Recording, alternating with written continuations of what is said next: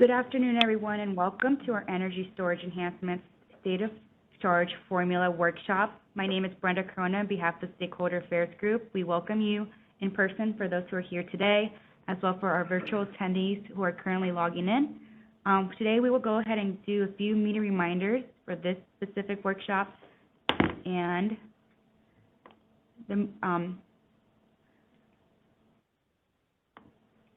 for today's workshop, the few meeting reminders that are not listed here but we'll put up later is that this call is recorded for informational and convenience purposes only. Any related transcriptions should not be reprinted without the ISO's permission. As well, for those who are dialed in through the virtual WebEx, please use the raise hand icon located in the middle of your screen.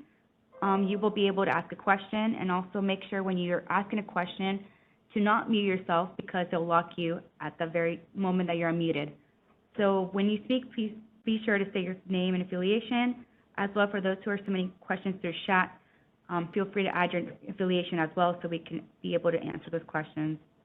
At this time, my event producer, Silas, and I will be helping out our team with the workshop and any questions, and we'll kick things off with the agenda.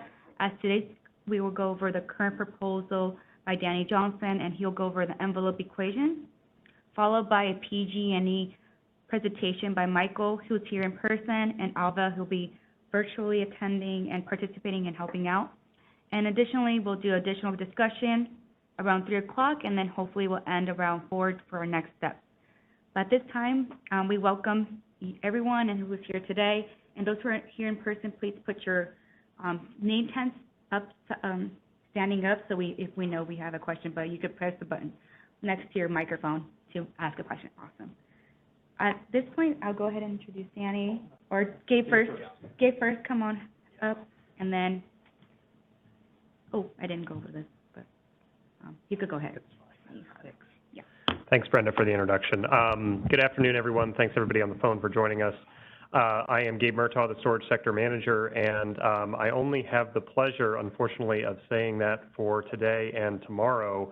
After that point, I will be accepting a new role at the Long Duration Energy Storage Council. So I am currently transitioning some of my, well, all of my roles and responsibilities at the ISO, but some of them are going to my good colleague, Danny Johnson, who's going to be taking over this particular stakeholder meeting and some of the other critical, timely items that the ISO is addressing for storage resources. I would just like to say personally that it's been a really great honor working with everybody who's in the room and those of you who are on the phone over the last few years on all of the storage work that we've done. I really think we've come quite a ways, and it's kind of shocking to think about how long I've been doing this and what all we've accomplished in that time. But it's because of the really great stakeholders and the engagement that we've got, the feedback loops with the ISO, that we've been able to do all this. So it's been a really humbling and great experience. So with that, I'm going to turn it over to Danny, and he's going to walk through the slides today. I've prepared most of the content for the meeting, and I'm here for questions. But going forward, Danny's going to be your primary point of contact. And I'll definitely be around in the future, so I'm sure we'll be seeing a lot more of everybody. Thank you.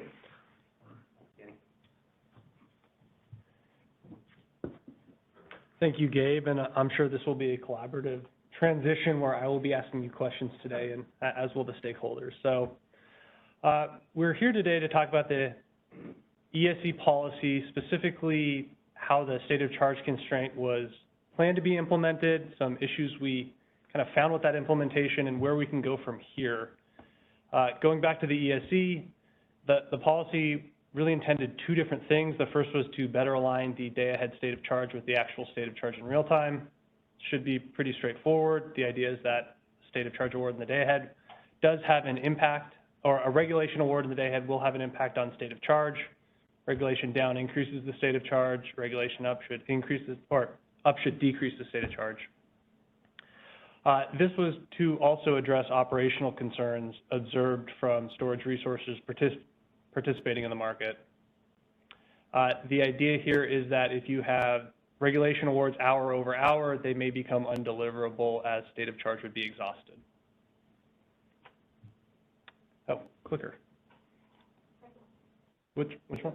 Okay, yeah, I was trying to hit an arrow. So this is a summary of the existing state of charge constraint in the day-ahead market, and then the proposed update that was packaged as part of the ESC enhancements. As you can see in the top equation, it's just looking at awards to charge or discharge energy. The proposal in the revised state of charge equation is to include regulation up awards and regulation down awards. You still have your ADA to look at your round-trip efficiency, but we're also introducing mu, which is intended to be a multiplier that captures what portion of that regulation award would actually be expected to be discharged in, charged or discharged in effective eventual state of charge. The plan was for this to be implemented in the spring of 2023. We were on track to do that, and in the testing of that, and the market sim and the internal testing we're performing prior to implementing this functionality, we've had some interesting results. And the punchline is negative prices for regulation awards were observed in the testing environment. I think this makes sense if you just think about what this constraint's doing.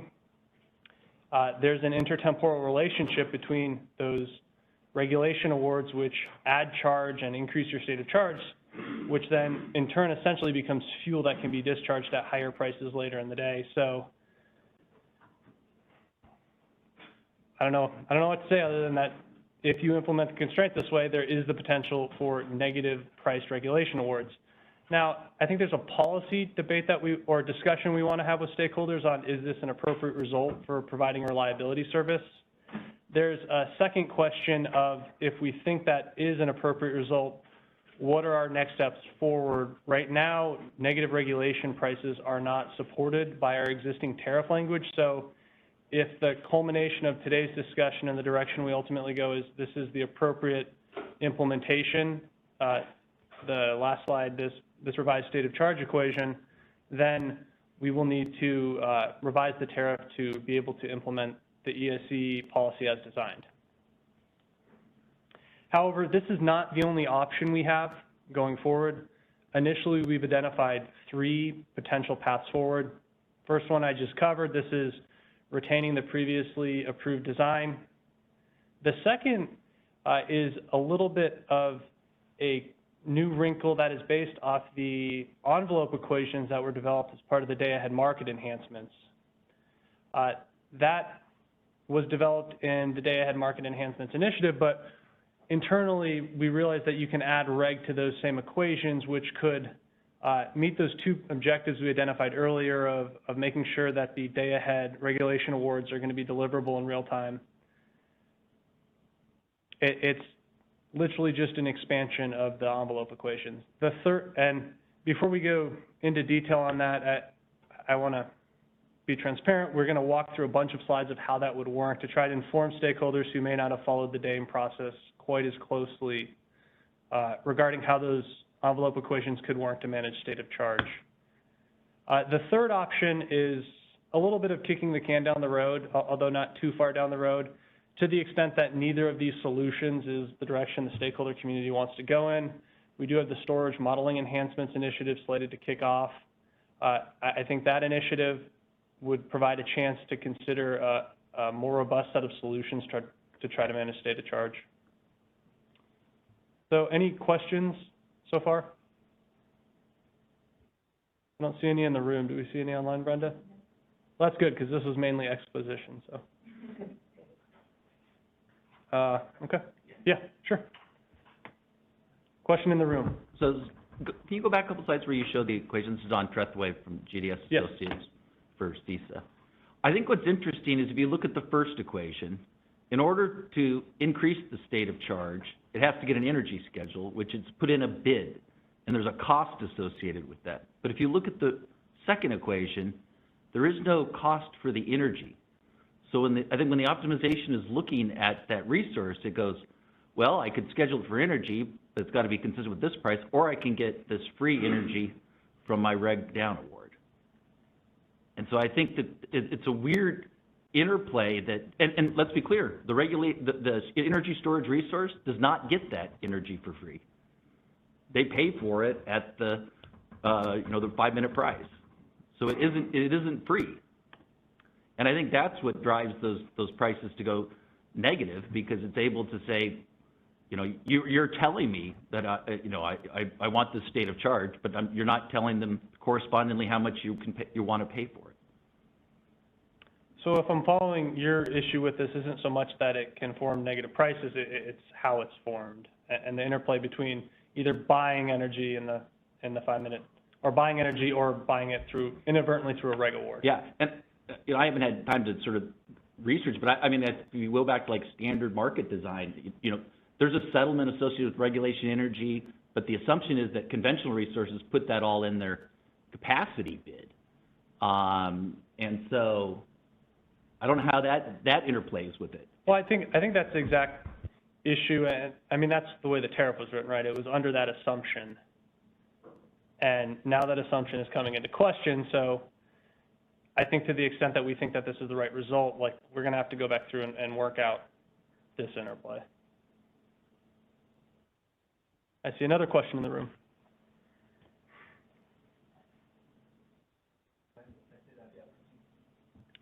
Okay, so, you know, I don't want to get stuck on this slide, but what the point that Don makes is very relevant. The question was, when this was contemplated in the implementation, I'm assuming the cost for procuring regulation is somehow included in the optimization. It's just not showing up in this equation. But the energy associated with that gets added here was not discussed. Is there a trail of discussion that happened when these equations were added, or we are trying to dig what's the best way to move forward? I think right now we're trying to figure out what the best way to move forward is. I mean, Gabe, when we contemplated this in ESC, we didn't foresee this result occurring, did we?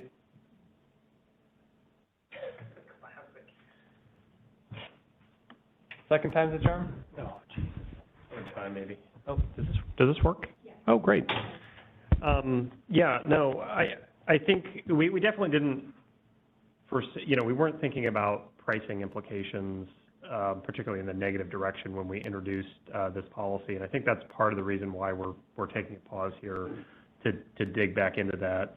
I think, Don, maybe to your point or question, you know, I would agree with you. I think this is going to change how, you know, fundamental price formation works for regulation, and there may be some unintended consequences there. I would also anticipate if I was a storage resource and I was bidding in for regulation, I would anticipate that my selection of what I bid is going to change in response to this. So, this is Don Trethwaite. One other thing I was wondering about, you know, when you looked at the market simulation results, you know, I think everyone focused on reg down, that it was negative prices, but I would think that this also has an impact on reg up, where maybe you basically were awarding less reg up because of this equation, but no one sort of realized it because they didn't get an award to see that something went wrong. But did you look and see if like the reg awards change with or without it, you know, like significantly up, reg up changes? You know, these were all changes. So what we've been talking about here are all changes that were done in the testing environment, and I think there's, you know, it's a fairly limited space. We're not looking at actual market results there. But I don't think, I also would agree that I don't think we've done detailed analysis on what the changes are and what the implications are. And the price formation in general is made a bit wonky by this dynamic, but the issue specifically that flagged this for us was the tariff authority to have negative prices for reg. So I think your hypothesis could be true, Don. It's just we wouldn't have had the same red flag on prices. Any questions, Brenda, on the phone lines? Okay. Where was I? Okay, so here is, oh, I see one more. Actually, this is Don Trethwaite again. Before we get to the envelope equations, I was reviewing the board material for this, and the MSC, in their opinion, you know, pointed out that really this trying to do these sort of things around the edges isn't getting at the root problem, which is to the extent that you had a deviation settlement associated with AS that would incentivize people to bid accordingly and manage their state of charge. Now, more accurately, I think that also, but in order to do that, I think then you need to make sure that there's sufficient bidding capability in real time to allow people to, manage their state of charge through their bids. And so I think I would go back to sort of thinking I think we need to really engage the MSC on this in terms of, if we keep just doing Band-Aid approaches and not addressing the root cause problem that they believe it is, I think we could spend 6 months and we come up with another design that does the same unintended consequence. Or even worse, and a consequence we don't even foresee, kind of like this. Yeah, no, I think that's a fair point, and that kind of leads credence to the path of taking a pause on this and doing a more holistic consideration of what problem we're trying to solve. And Don, I might just ask, so right now, the bidding parameters the ISO has access to help steer state of charge for storage resources is fairly limited. We've got the end of hour state of charge biddable parameter, and then we've also got traditional megawatt bids, which don't have any impact on state of charge at all. Do you envision changes from that we've been anticipating, including in the storage modeling enhancements initiative, which hasn't started yet, where we're thinking about a new model where we're allowing storage resources to bid state of charge price pairs instead of megawatt price pairs as being part of that solution, or are you thinking of other things as being part of the solution? So, I do think that state of charge bidding is one potential solution, but I think you may actually want both the energy storage resource model and the non-generator resource model. And I think that there are, you wouldn't want to replace the NGR model, because I think there's other uses for it. And I think some people find that it's the way that they can manage it themselves. Yeah. Now, to me, the key issue in terms of why people have trouble managing their state of charge in real time is because you have to submit bids 75 minutes prior to the operating hour, which means you're stuck with the same bids for 135 minutes while your SOC's changing. So that's problematic. And if we go back to like FERC Order 764, variable energy resources had the same issue. There was a reason why they didn't bid, because they couldn't actually structure a bid curve 75 minutes prior to the operating hour. And so CAISO developed functionality that allows the forecast to basically serve as the upper economic limit. I think taking that kind of thought to storage, is there a way that you can use the NGR model and allow basically different bid sets, to where it can actually update? If the state of charge is at 75%, I use a certain bid curve. If the state of charge is 25%, I use it. But you're using the NGR model and the functionality that everybody is used to using. Yeah. So, but that's, there's lots of details on that, but that would need to be worked through. But I think that's where the effort should be focused, is what are the bidding tools that scheduling coordinators need so that they can manage this themselves. And if you get the incentives right, with regards to a deviation settlement, there's a very, I don't think there's anybody in the storage community who's trying to bid inconsistent with market needs so they lose money. And maybe just to circle up, Michael, I think PG&E has talked about bids kind of in that configuration in the past. Is that right? Maybe that's something Alva discussed. Sorry, in which configuration? So I think, Don was just talking about, an ability to sort of have sliding bids as your state of charge changes.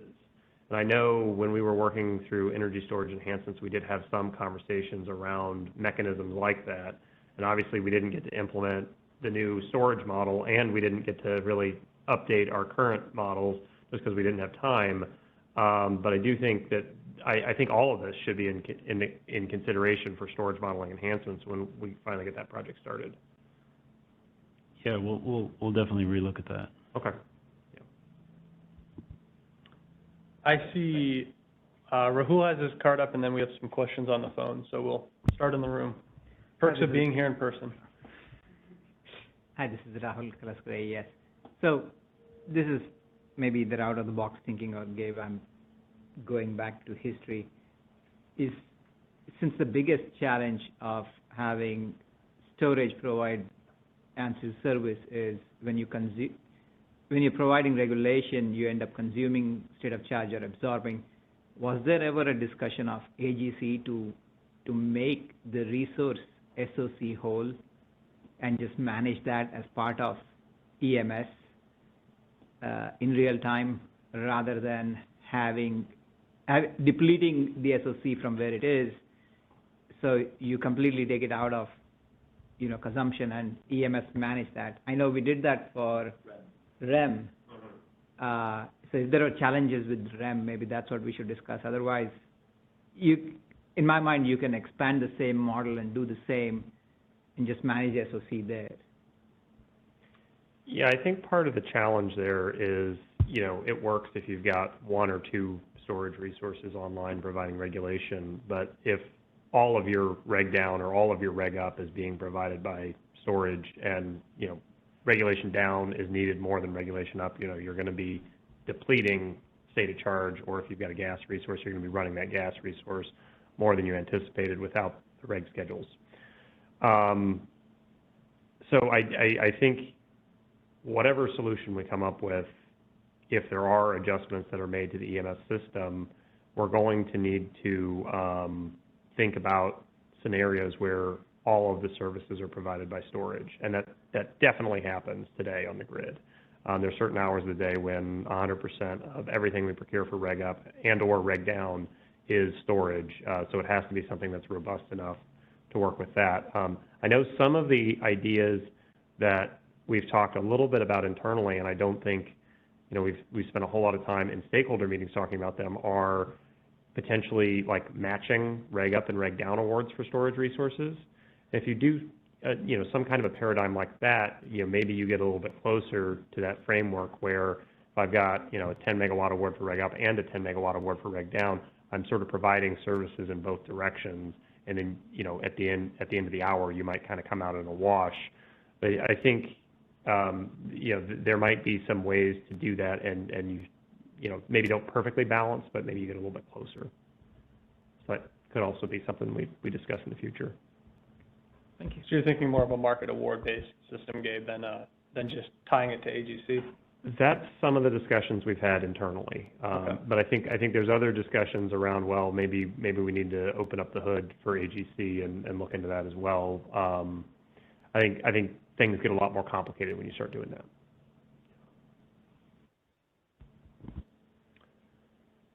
Well, I see the phone lines are queuing up, so we'll start with Becky Robinson.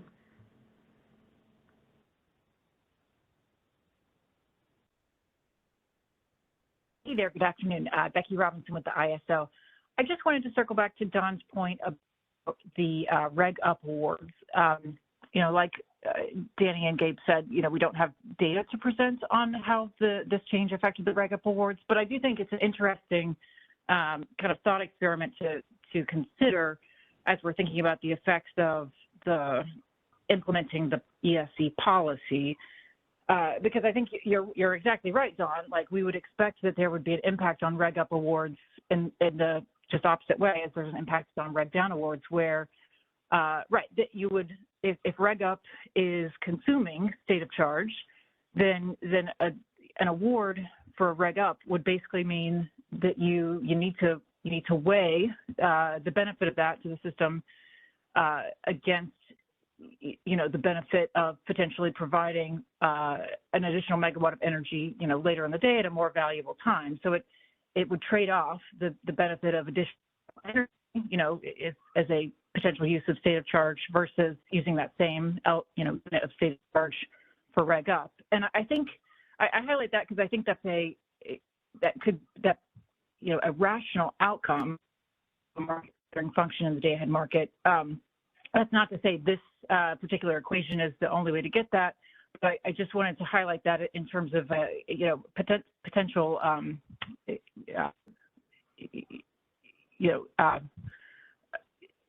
again, rational outcome of this equation. The reg down awards, it's sort of cast in a negative light, right? Because we may or may not like negative prices for reg down coming out of this, but the converse implication for reg up might be something that, we can look at and say, hey, maybe that is a benefit and overall a plus for the market to consider that, or in some way, whether it's through this tool or another one.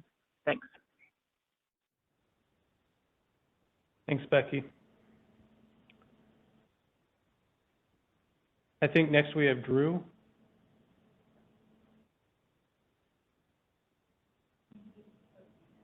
Oh, okay.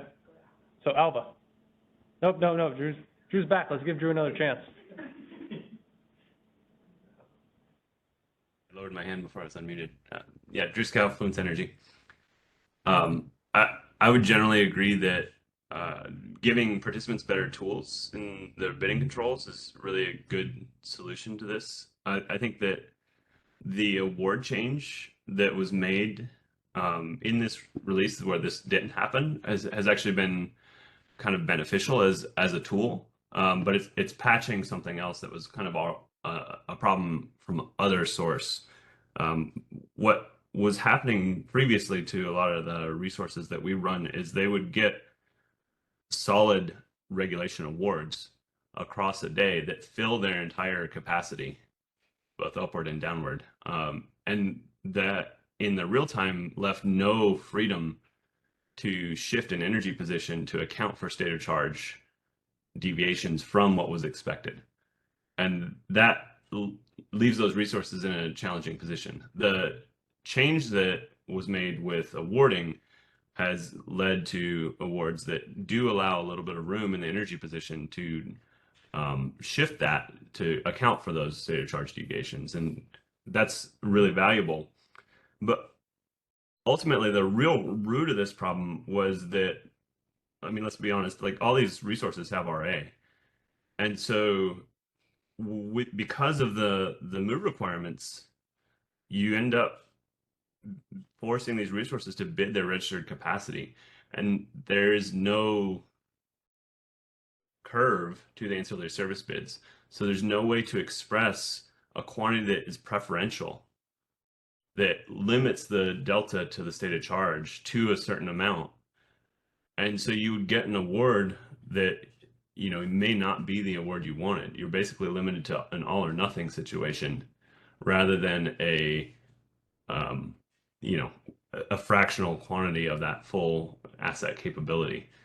And that problem exists still today. There's a kind of a patch in place with this limiting to awards, but it's still not fully there. So there's no way for a resource to, in planning its schedule across the day, during the day ahead, express that it wants a little bit less of a certain ancillary service product or a little bit more of an ancillary service product as a way to mitigate the risk of deviating or reaching an infeasible state of charge when it comes time to the real time.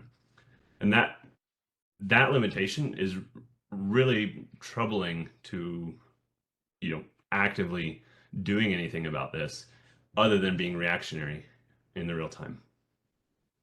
So I think, Drew, if I can summarize what I heard is, you think there's a problem inherent to the way the day-ahead market awards AS, just due to the MOO. You think that the real-time tools are a potential solution to mitigate that problem that exists, but you would kind of postulate that going forward, a better solution might be re-examining how we're procuring AS in the day ahead and providing more flexibility in that time frame. Does that sound right? That's a really great summary. Yeah. There are other issues that come from there not being bid curves for ancillary services as well. They're kind of tangential to this, but an example of that is the binding state of charge constraint that makes an asset ineligible for bid cost recovery. There's no way for an asset that has RA to avoid that other than by just bidding entirely out of the money for that ancillary service product in that interval. So if let's say you've got a 10 megawatt asset and it's capable of producing 9 megawatts without hitting that binding state of charge in an interval, if you really want that bid cost recovery and you want to protect that, you basically just have to bid that entire capacity out of the money and make it relatively unavailable to the market, because there's no control to specify that you only want 9 megawatts. Yeah, that's a tangential but related issue. we recognize that, and I think that we're planning on not today examining that ASSOC issue, but I think sometime in the near term. And then one more place that this is problematic. Right now, when you have regulation up in spin, there's not really a way to predict how much of each you might get, or whether you would get some of each or all of one or the other. With DAME coming and additional ancillary products coming, you're going to have 3 products in an upward direction and 2 products in a downward direction where you have that same situation. And that leads to storage resources having no ability to predict what their state of charge will be during the day ahead. They have to wait until the real time or until the award's clear for the day ahead to really have a good understanding of what their state of charge is actually going to be. Okay, I think I understand that concern as well. I think the one thing I'd point out is I think there's also an IRU down or an IR down product too. So I think it's just 3 products in each direction. But yeah, your concern is recognized and understood. Yeah.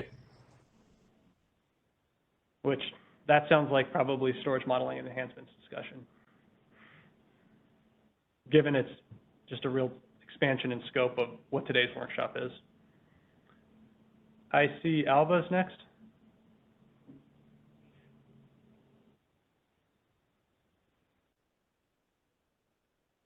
Am I audible? I can hear you, Alva. Great. Thanks. This is Alva from PG&E. I would first, just since Drew just raised the point, I think the idea of not having a must offer of full AS capacity in day ahead is not a revolutionary one. In the past, that was actually the case, and I think it might even still be the case for some resources, that they are not obliged to bid their full AS capacity as the quantity in the day ahead market. And then in real time, of course, they are. But I would agree with Drew. We find that entire construct suspect in terms of allowing participants to express their real preferences for which markets they want to participate in. One point, so I just want to say that there are 2 sort of things going on in this meeting. One is to discuss the specific, near-term solution. The other is raising a lot of other issues that will come up in energy storage enhancements. In respect to your presentation, one point I think you made, which is important, even though you may not be able to deal with it immediately, is that the attenuation factors were really meant to bring about a correspondence between day ahead and real time. And so one thing that was not questioned in the stakeholder process, but which I think is actually very questionable, is the use of the attenuation factors in real time, where you already have a telemetered state of charge that you're dispatching from, and you're dispatching from it for a very short period of time. And so I think that's something to reconsider even at this point. And one of the reasons to reconsider is that it actually figures into what's the solution to this. If your basic solution is to say that there really shouldn't be these kinds of estimated state of charge quantities coming into the real-time optimization, and basically real-time is what it is now, where there are no attenuation factors, then you want to keep the solution in the day-ahead market as simple as possible and not have it constrain the real-time solution in artificial ways. And we'll talk more about that in our presentation. But I think your point was an important one, which is that really the attenuation factors are meant to bring real-time and day-ahead into a closer correspondence. That implies that you should not be further employing those factors in real time. And the other point I did want to make is we had one other objection to the outcome in the market simulation besides the negative price, which now I understand it's actually a tariff violation.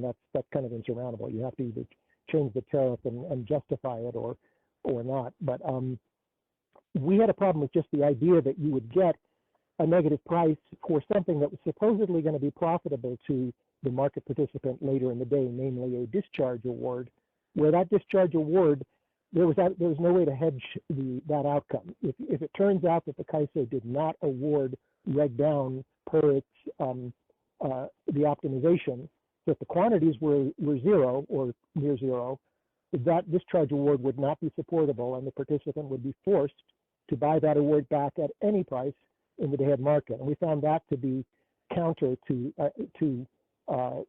good market design. And I understand Don is saying, yeah, you can always build it into your opportunity cost. I find that questionable because it means you have to put a huge peanut butter component on a bunch of hourly bid prices that leads to the whole leads to prices that don't really necessarily make sense and aren't necessarily stable over time. So I just wanted to raise that issue too, because that was one of the objections we had to that outcome. Thank you. Thanks, Alva. So I'd like to think I understood like 75% of that, and I'm going to blame the 25% on the phone connection. So if you can, Alva, kind of detail in your comments on this, what exact problem you see, so we have a little more time to think it through, that would be appreciated. Sure, thank you.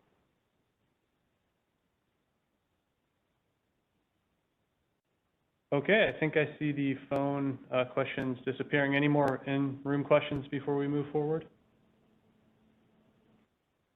Seeing none? Yep. I'll just clarify. I actually agree with Alva that it's very difficult to put this sort of opportunity cost in your capacity bid, especially for storage. My comment there was that, when these products were originally designed, they thought conventional resources were going to provide them, and for a conventional resource, it's pretty. There is some ways to do it, but I don't know how you would do it with storage. Thanks, Don. Okay, walking forward, envelope equations. So this is to put a little bit more explanation on how these could potentially address the state of charge issue. Again, these were first stakeholders in the DAME initiative to look at the deliverability and impacts of the IRU and IRD awards on state of charge. The key here is that they don't impact the state of charge. Instead, the state of charge stays constant, but they form upper and lower bounds based on anticipated IRU and then now potentially reg awards that end up bounding the future dispatch and how the storage resources are utilized. The limits have to be within the boundaries of the resource's capability. And yeah, I think let's move forward. These are the envelope equations as presented in DAME.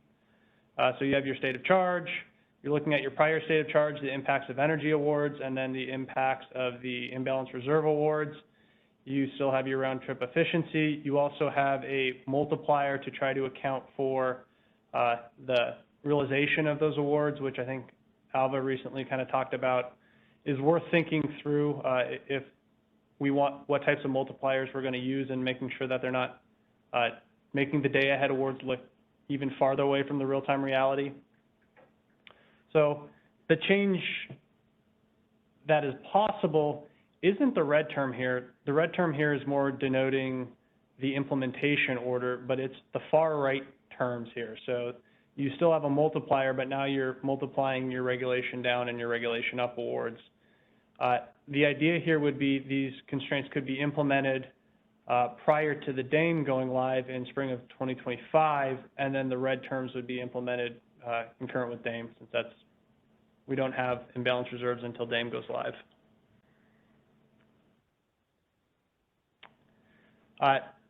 Wanted to walk through a simple example. If you have additional questions after we go through this example, I would point you back to the DAME paper. I think we have like 4 or 5 pages of examples about how the envelope equations would work. And basically, you just have to substitute imbalance reserves for reg to figure out how it would apply to reg. And I see we have a question in the room. Hi, and this is Rahul from AES. Can you go back maybe 2 slides? This one? Yeah. So if I look at that SOC upper cap and SOC lower cap, those are the 2 new terms that are introduced, which did not exist prior to envelope equation discussion. Is that? Yeah, that ends up forming the constraint, those 2 terms. So can you go to the next slide? Yep. I don't see those terms here. So are we looking at the right set of equations here, or I'm missing those terms? Yeah, I think, so if you go back to the last slide. So I think what we're saying here is the SOCU, so the upper limit on state of charge, is less than or equal to SOC upper bar, which is the upper limit for state of charge for the particular resource I in the equation. And so the U and L are the new terms, right? The U and L are the envelopes. So the upper envelope and the lower envelope are the U and the L. But the whole term, okay. And if you go to the next slide, Yeah. and essentially you don't have the caps because they represent the same. You do the same thing. You just make sure that the upper envelope stays less than or equal to the operational limit of the resource I. Okay, yeah, I'll go Yeah. through the equation, but Yeah. this is helpful. Thank you. Yeah. I see we have a question on the phone.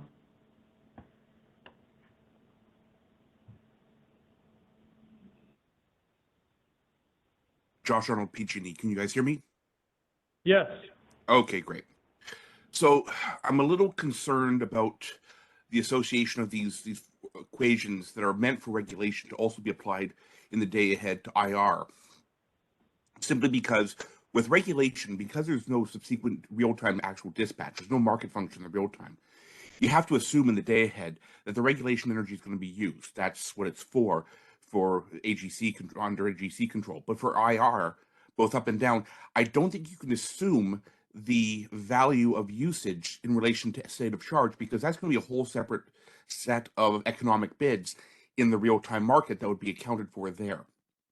So I think applying state of charge constraints in the day ahead becomes very difficult for IR because it's going to be re-optimized entirely from an energetic standpoint in the real time. Does that make sense to you guys? Yeah, I think that makes sense. I think generally the DAME policy is the DAME policy, and the IR terms are going to be included in the state of charge. I think what you're maybe getting at is the complication on setting what that multiplier is, given how Yeah. it's participating in the real-time market. Yes. Because the way I see it is that if you're restricting the ability of the resource to provide IR because of expected state of charges, well, that has absolutely no bearing on the actual state of charge, because there's not going to be this historic recognition of how often it's used. Oh, excuse me, like you have with regulation energy, where you can look back and say, hey, for this hour, we're probably going to use 30% of the reg down. You're not going to have any idea for IR how much you're going to need on day by day, because it's all based off of really the load forecast error between day ahead and real time, and then the portfolio of the fleet, the entire portfolio within the EIM to account for that difference. So I think trying to estimate state of charge in the day ahead to use IR is going to be very difficult and going to be very limiting to the storage resources. Yeah, Josh, I think you're really getting to the heart of some of the discussions that we had in the DAME initiative. Mm-hmm. And I think, you know, we kind of alluded to some of those discussions in the paper for this presentation, but it's probably worth more discussion. So essentially, you know, what these envelope equations are doing, they're not saying, you know, your state of charge is going to be X or it's going to be Y. What they're saying is, you know, you still have a model, a state of charge model, that estimates what state of charge is going to be in the day ahead market. But the upper and lower envelopes are really an upper bound and a lower bound of where we think state of charge could potentially be.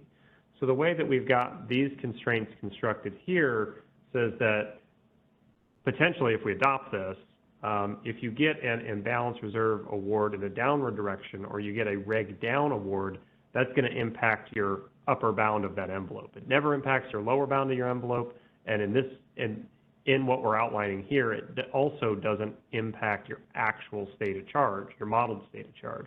It only impacts the envelope of the state of charge. But that itself, though, yeah. I was going to say, that itself, though, will impact the awards that can be realized. So usually the That just gets back to the multiplier, though. Right, that's Right. why.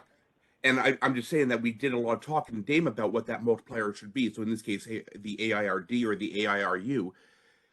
So I just want to make sure that as we're discussing this, we consider and, you know, be explicit, not alluding to, but actually explicit, that AIRD and AIRU could very well need to be 0 in order to be effective. and to not restrict the units overly much because of just, I'll be honest, some very bad assumptions. So I guess I don't follow the zero part. That would just, I mean, why have the, Put it if this it's way, zero, then essentially we're not looking at imbalance reserves in the state of charge equations, right? Correct. Correct. Because there's no assumption that that capacity will ever be used.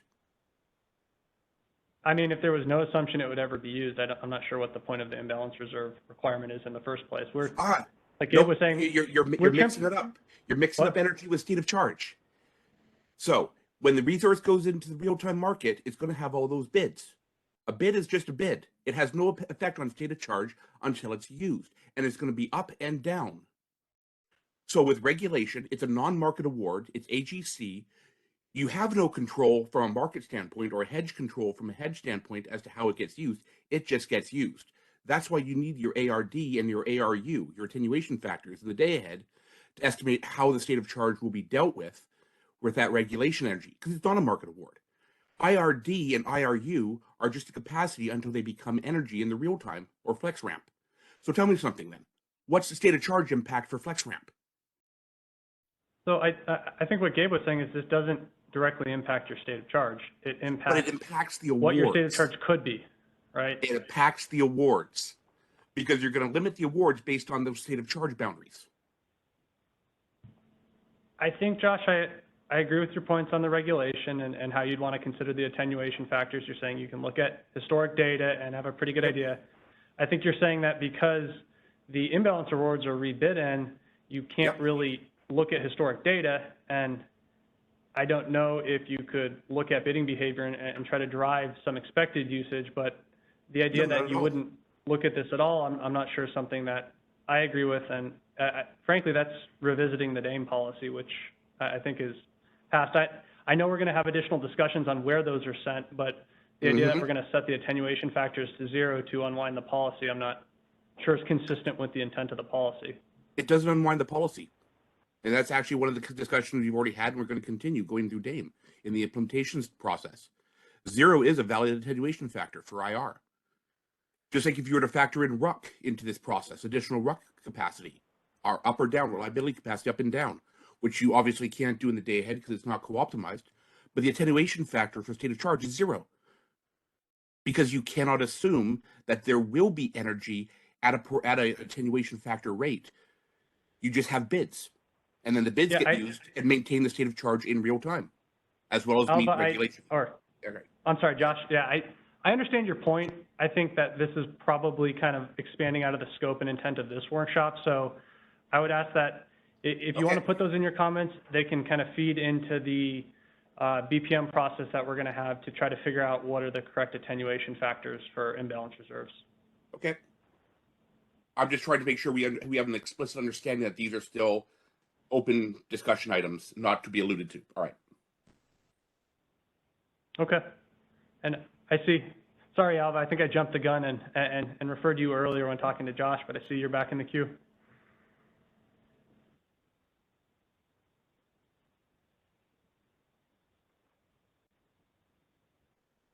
Well, sorry.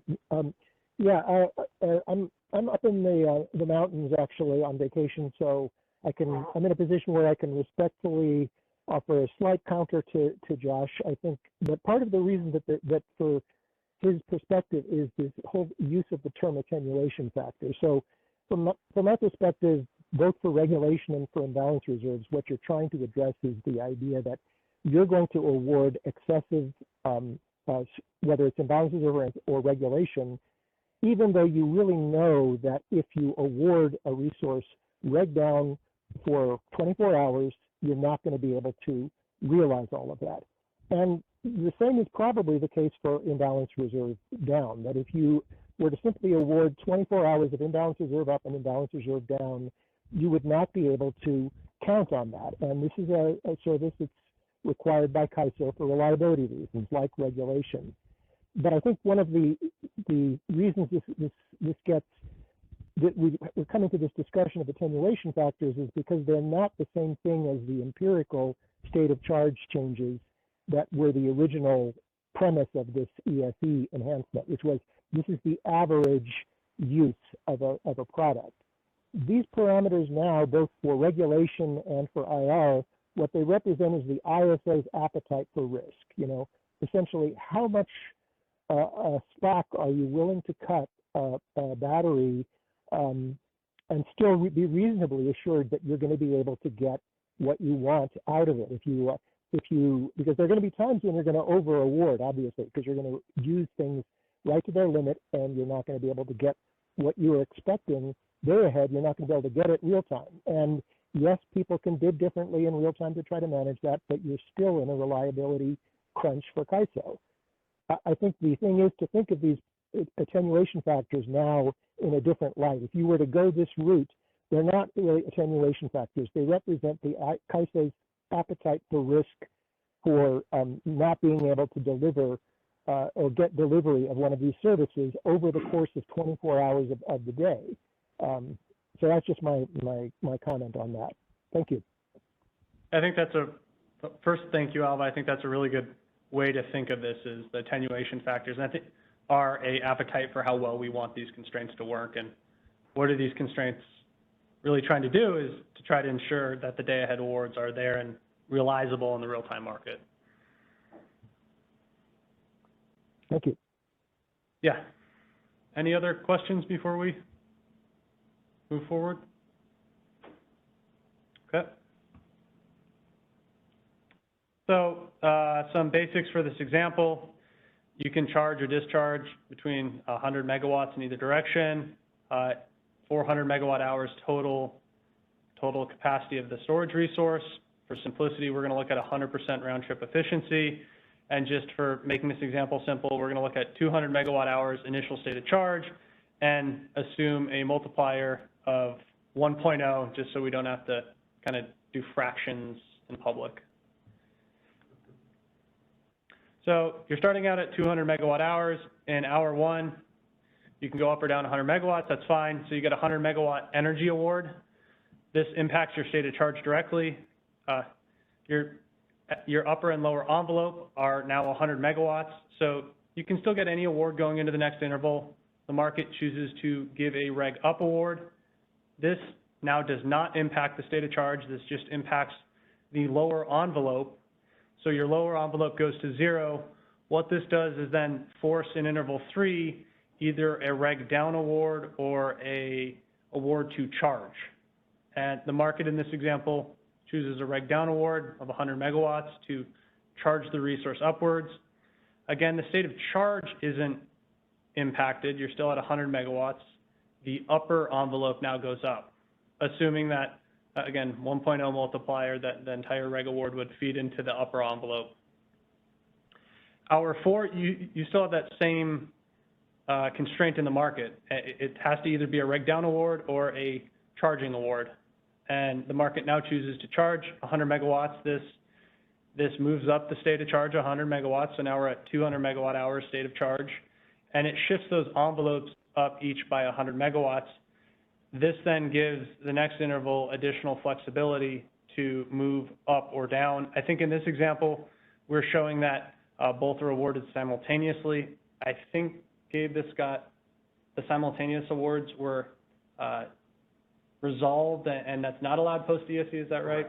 But for illustrative purposes, this is just showing that the state of charge isn't impacted, simply the envelope gets impacted.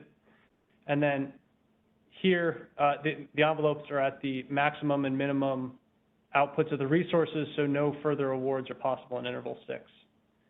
This is a pretty simplified example, trying to get the concept across of energy awards to charge or discharge affect state of charge. The regulation awards in this case would just impact those envelopes which bound how the energy awards or future regulation awards can be awarded. But I'd again refer to the Dame paper. We have, I think one example is 4 pages long, and then another example actually has the fractions of how this would look if you want to have a more realistic scenario and not assume all of your reg impacts the envelopes. Are there any questions? Okay. So now moving on to multipliers, which I think we already had some discussion of, and I thought the way Alva framed this was really, really good, that the higher your multipliers are, or the lower your multipliers are, the less likely the constraint is to ensure that as you move into the real time, the awards are going to be feasible. You bound this with the multiplier of 1.0, that means the envelope equations would be fully considering the reg awards. When you start getting down to really low multipliers, you start to question what's the intent of having this constraint the envelope constraints active, which is my favorite number here. A 0.25 multiplier would mean that a 400 megawatt hour resource could get 16 intervals of reg down awards in a row, which we're deviating from what's the intent of this, which again is just to make sure real-time awards are feasible, or day-ahead awards are feasible in the real time. If we do go down this route, we would look for future stakeholder input on what are the correct multipliers to use in the envelope equations. The reason we would be using this, again, is to set how much risk we're willing to tolerate with the regulation awards being realizable. We were thinking that a really high confidence factor with go live, if we go this direction, would be probably appropriate. I think from there it could be tuned upwards or downwards depending upon what we see. Unlikely highlighted here is again getting back to that table we just looked at. When you start to get low multipliers, it really questions the intent of even putting the envelope equations in to try to manage state of charge. Any question? I do see one question in the chat. Oh, two now. Let's start with Jonathan. Let's go Puget Sound. Could you go back to page 14? Oh, which page? 14. The example. I don't have number. One more. Oh, There yeah. we go. That one. Yeah. So just so I get a understanding of this. So in interval 2 and 3, these are just awards. They're not actually dispatches, correct? So is the assumption that you got the award but weren't dispatched? These are day-ahead awards. These are day-ahead awards. Okay. So it has nothing to do with real time. Okay. What this does is this would ensure your day-ahead awards. It considers your state of charge and your prior, like across the day-ahead horizon, the potential for regulation awards up and down, and their impact on your state of charge impacts future energy and regulation awards. The idea is that what comes out of using these equations, if you used a multiplier of 1.0, for example, would be feasible in the real-time market. No. All right. Thank you. Yeah. I see Callie has a question. Callie Wells with WPTF. This is actually the perfect slide for my question. So I'm trying to reconcile the difference between what was originally proposed in terms of the attenuation factors and what you're showing here. So first, am I correct in assuming, so looking at hour 2, that essentially these envelope equations assume 100% of that 100 megawatt reg up award will get deployed? Yes, that's the 1.0.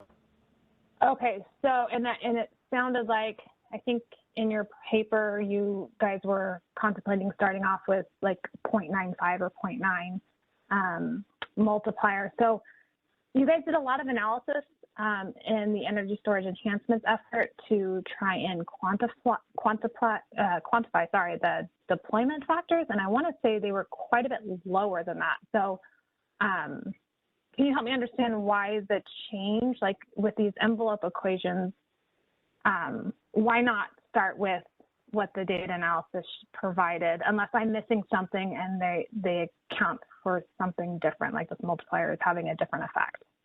Yeah, I think my initial answer before I go to Gabe to see if I'm missing anything is, in the energy storage enhancements, those were directly impacting state of charge, whereas here, those attenuation factors or multipliers are just impacting the envelope that bounds your future dispatch. So it's not a one-to-one corollary to me. Does that sound right, Gabe?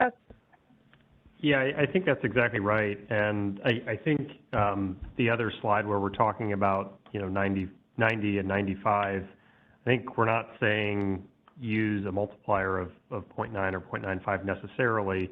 I think it's saying let's try to come up with a value, a multiplier value, that's going to ensure that if you use it, the resource will be feasible 90 or 95% of the time. Under most scenarios, we want this envelope to actually cover the energy that's going to be discharged during a particular interval. And I think the idea here would be that this should lead to an outcome that would be reliable. You get a day-ahead market outcome, and then if you start your actual real time at the state of charge that you thought you would, and your energy schedules come out the way you thought they would, then you would always be in a position, or 90, 95% of the time, you'd be in a position to be able to deliver the regulation awards that you received. Now, I think to your point, maybe we need some more analysis to understand what that 90th or 95th percentile looks like, and I would agree with you there on this. But I think that's the point that we're trying to convey here. And I think the underlying point is it's not directly impacting the state of charge in the same way. So the analysis that was previously conducted for ESE may not be totally appropriate for informing these set of multipliers.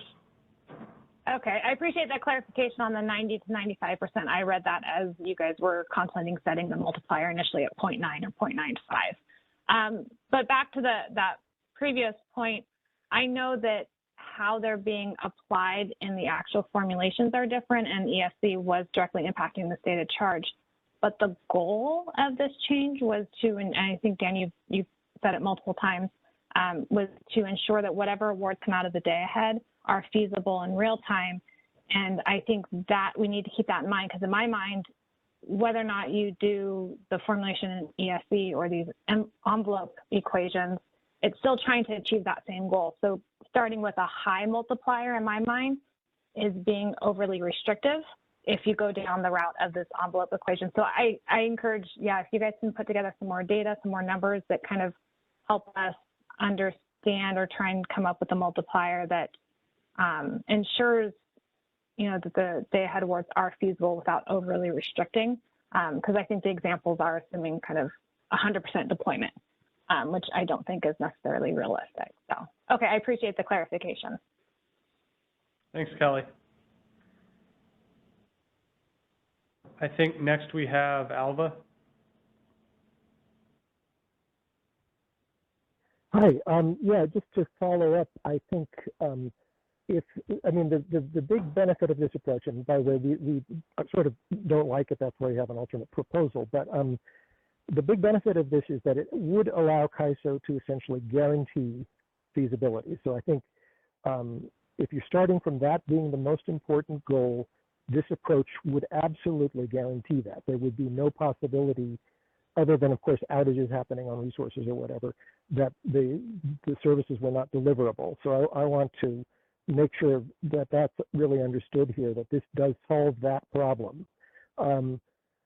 It's got a lot of disadvantages. It may be overly restrictive. It's very hard to define that given the variety of things that CAISO does with regulation. So I think that would be a challenge, really, because you have to look at variability as well as sort of averages there.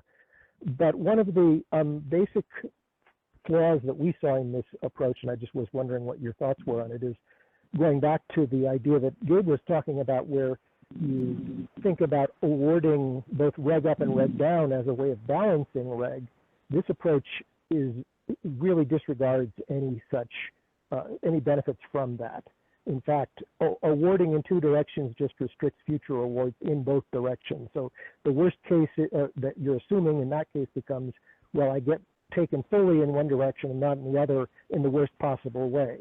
So I think that's one of to me, is one of the fundamental defects of this in terms of how much it would constrain regulation and how much it would affect participants' batteries bidding regulation, because they really would be unlikely to get symmetrical awards in individual hours, at least. Maybe over time they would, but it's potentially that causes problems for batteries and anticipating what's going to be, what, you know, on their side, what they should anticipate happening with their own state of charge. Yeah, your point's well taken, Alva, because it's just the way that this is formulated that the offsetting awards become a problem rather than a perk.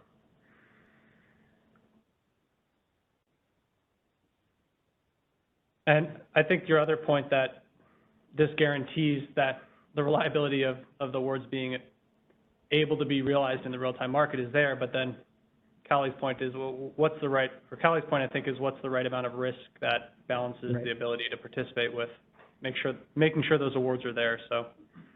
It would definitely reduce our awards by a lot if this were the implementation. So we have some issues with that.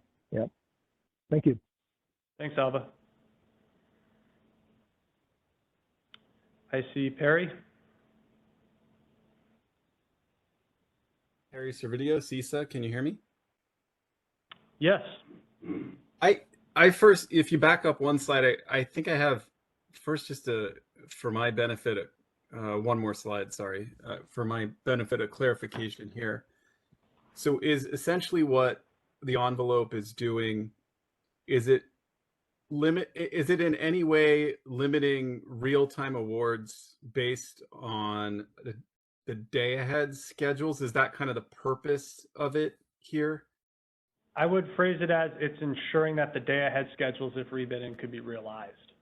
So it's bringing in the day-ahead award and making it part of the real-time decision on if I can be awarded energy reg up or reg down in the real-time. I don't think so. No, it's doing all this in the day-ahead to make sure that the day-ahead awards are there in real time. Okay, then are the envelopes that enforced in the real-time market at all, bringing in the day-ahead awards? No, this would be a day-ahead constraint. Day-ahead only? Yeah, and then I think we'd still have the ASSOC in the real time, right, as the backstop, Gabe? Okay, I'm assuming Gabe said yes. I can't hear from my side. Yes, I did. Gabe Okay. Murtaugh, California ISO for a little while longer, says yes. Yeah, okay. So, okay, then where I think I was struggling in just examining the equation compared to the equation that we were talking about before. You know, you can say that it's not impacting, quote unquote, the SOC, but you have an attenuation, essentially another attenuation factor here that's impacting an SOC calculation, if you will. Now instead of one SOC, every resource will have 3 different SOCs. So where I'm struggling is, and I think your example actually shows it here, is one of these other new SOC constraints can actually not only just limit the IR award, but can force an energy charge or can force a reg down award.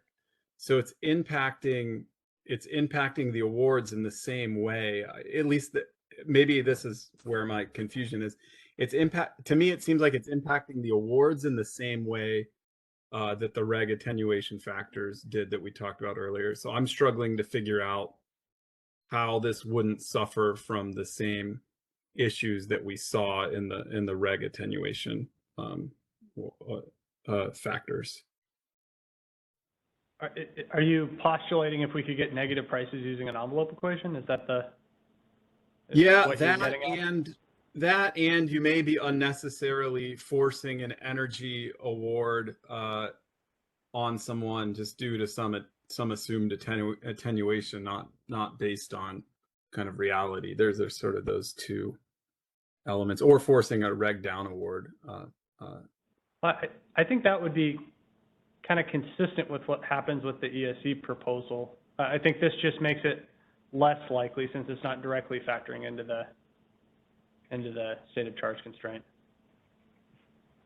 Okay, I'll go back to the equations, but the way I see it is it's almost, yeah, it's one interval, or it's removed via future intervals in that sense, but I still see it doing the same thing. But I could take that back and I think roughly, Perry, you're right in that it does the same thing. It just potentially does it with a little bit lighter of a touch than the ESE proposal.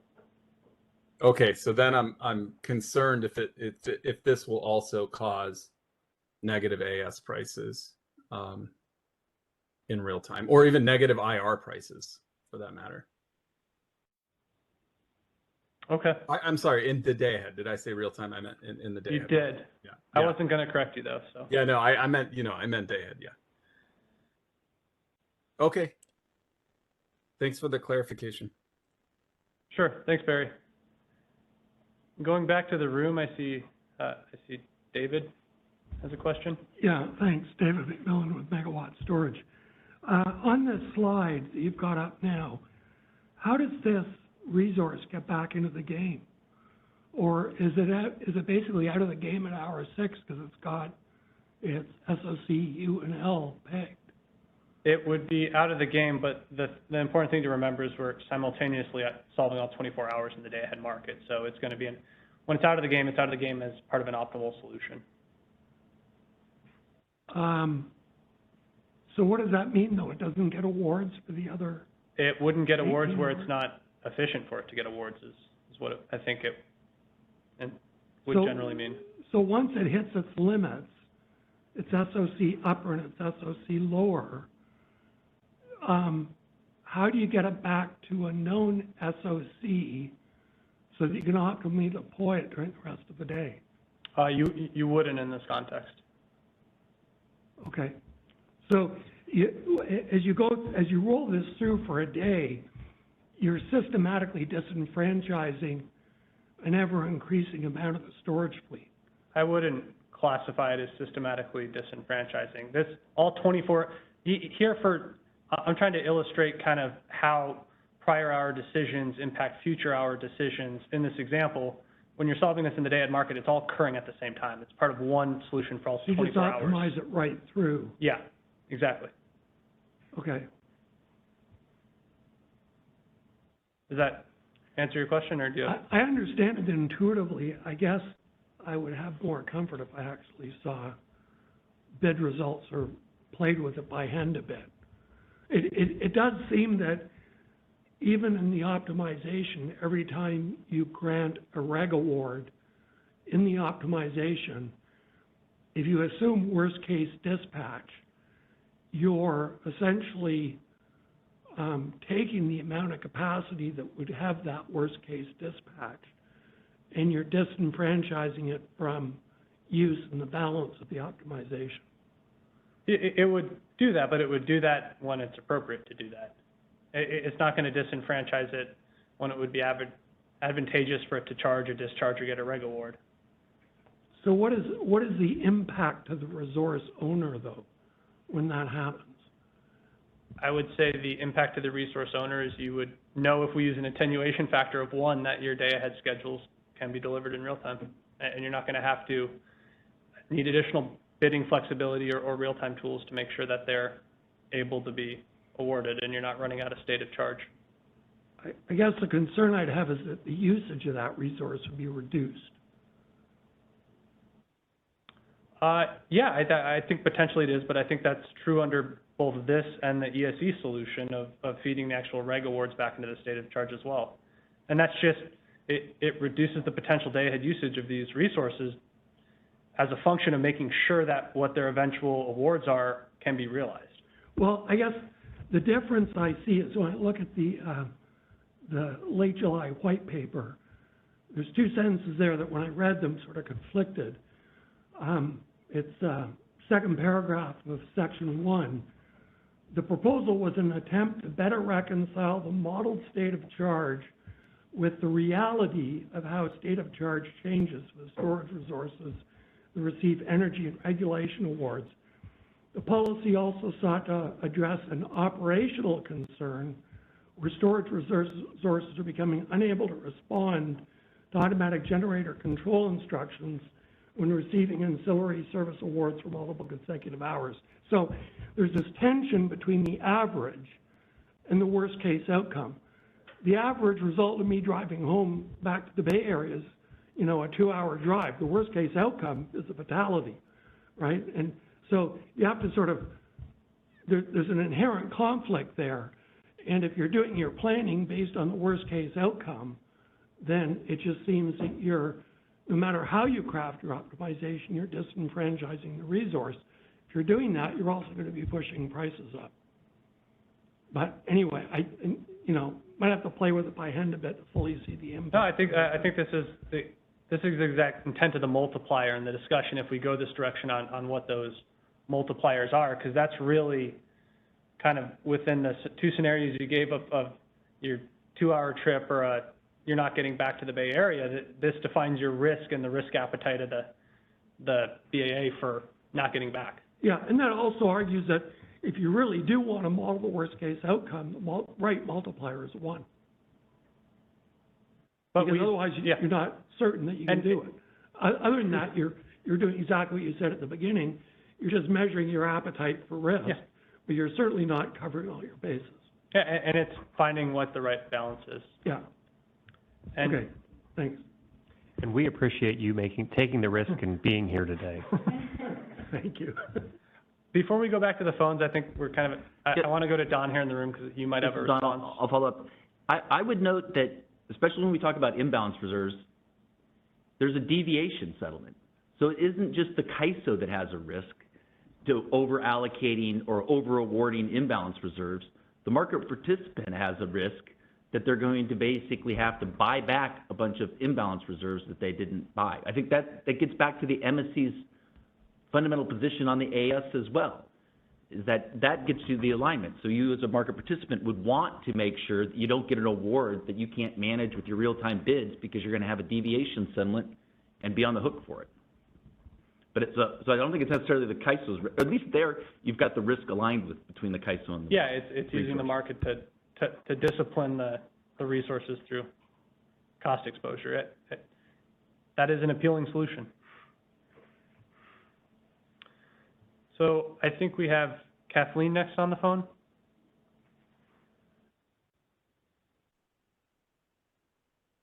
Great, thanks. Kathleen Colbert from Vistra. And apologies if this has already been asked and answered, but I just wanted to ask a quick follow-up. On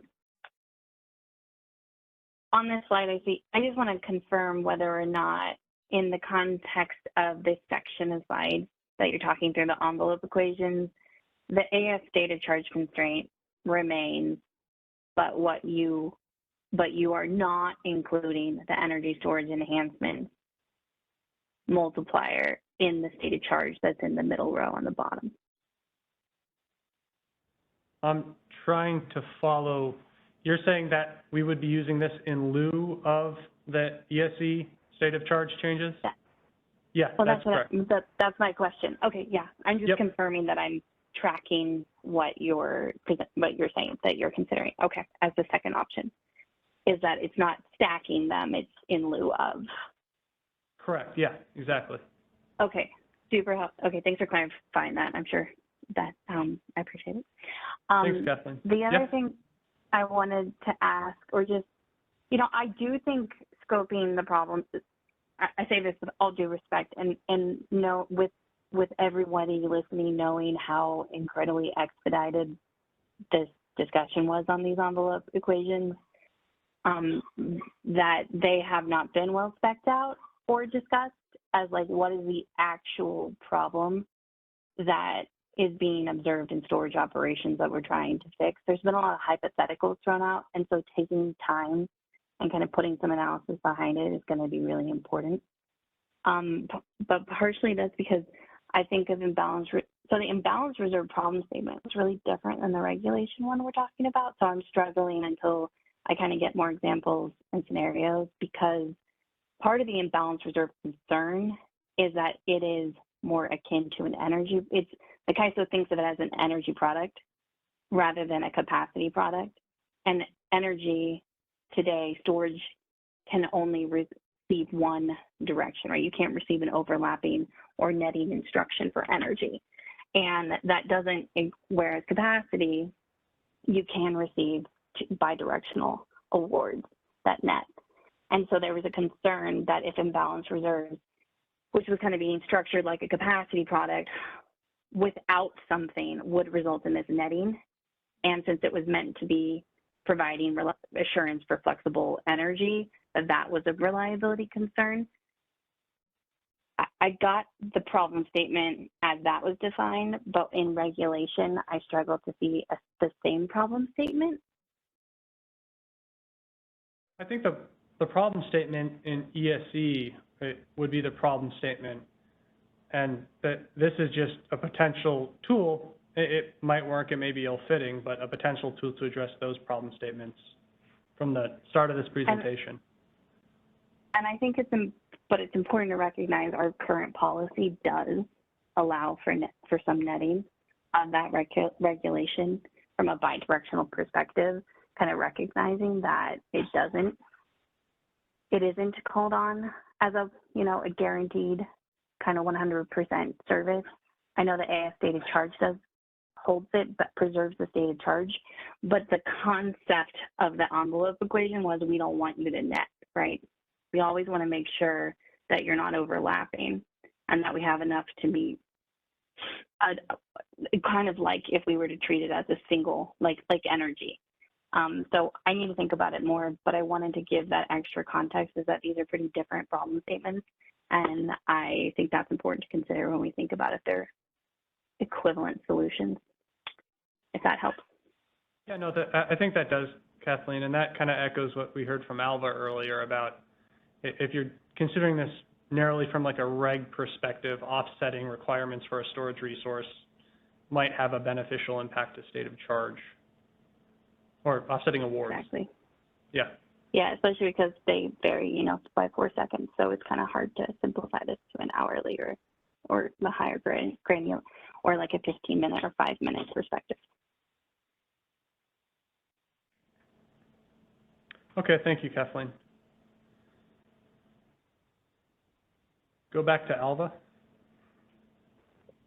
Hi, this is just a quick response on Perry's concern. I was thinking of the same thing, that there was a risk of similar solutions under this approach. And again, this is not the approach I prefer, but I think the likelihood of a discharge award supporting regulation awards is unlikely here, because the discharge award would also participate in the basic SOC constraint. And so that discharge would only occur if it was actually supported by either using state of charge or a charge award, and those would also then have figured in the envelope constraints. So I don't think it's likely that, and this is just a hypothesis, but I don't think it's likely that you would see the effect that a discharge is required in order to support doing things with the envelope constraint. I think it will tend not to have that effect, and that negative price outcome is unlikely. Thanks, Alva. I would full-heartedly agree with that. I don't want to speak in absolutes, not having a couple of weeks to sit there and play with solvers and make sure I'm right, but generally I think it makes it much, much less likely. But I do see that Perry wants to respond.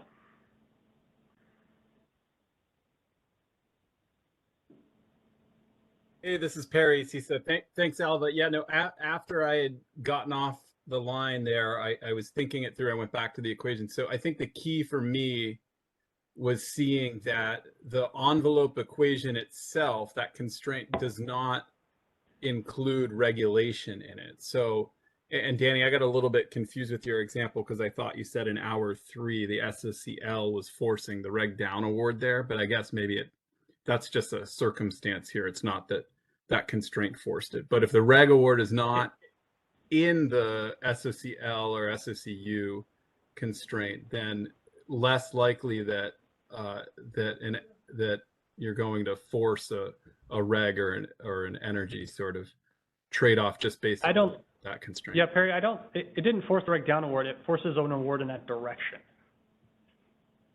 Yeah, but the key for me was that reg's not actually in that envelope constraint itself. It's just energy and IR. So now I'm just left with thinking, what's the IR pricing going to be, and if you can force an IR and a negative IR price just with these envelopes, but still thinking that through. Thanks. I think now you're introducing additional complication. I think we were just trying to highlight how this could impact reg, but what you're pointing out is now there's an interplay between reg and IR. Yeah, that's and pretty, energy to me, it's in the clear eventual because it's in the implementation. constraint. Yeah, it's clearly some kind of trade-off between energy and IR here. And IR has an attenuation on it, that those two constraints are going to now directly have an interplay with each other. You could say, yeah, it's not in the SOC, but now the resource has 3 different SOC constraints, which could force it to move around to support the awards. Yeah, it does, but then that upper and lower envelope aren't as impactful as directly feeding the reg awards back into the SOC like the SOC proposal. Yeah, you're right. So based on what you were saying now and what Alva is saying, I'm less concerned about the reg. I'm now on to thinking more about the IR side of it. Okay. Well, I mean, let's pause that and make sure we're all on board with how this will impact reg first.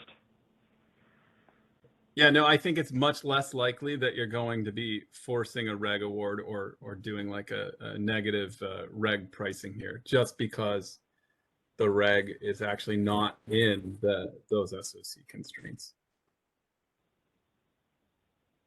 I will agree to agree. Aditya?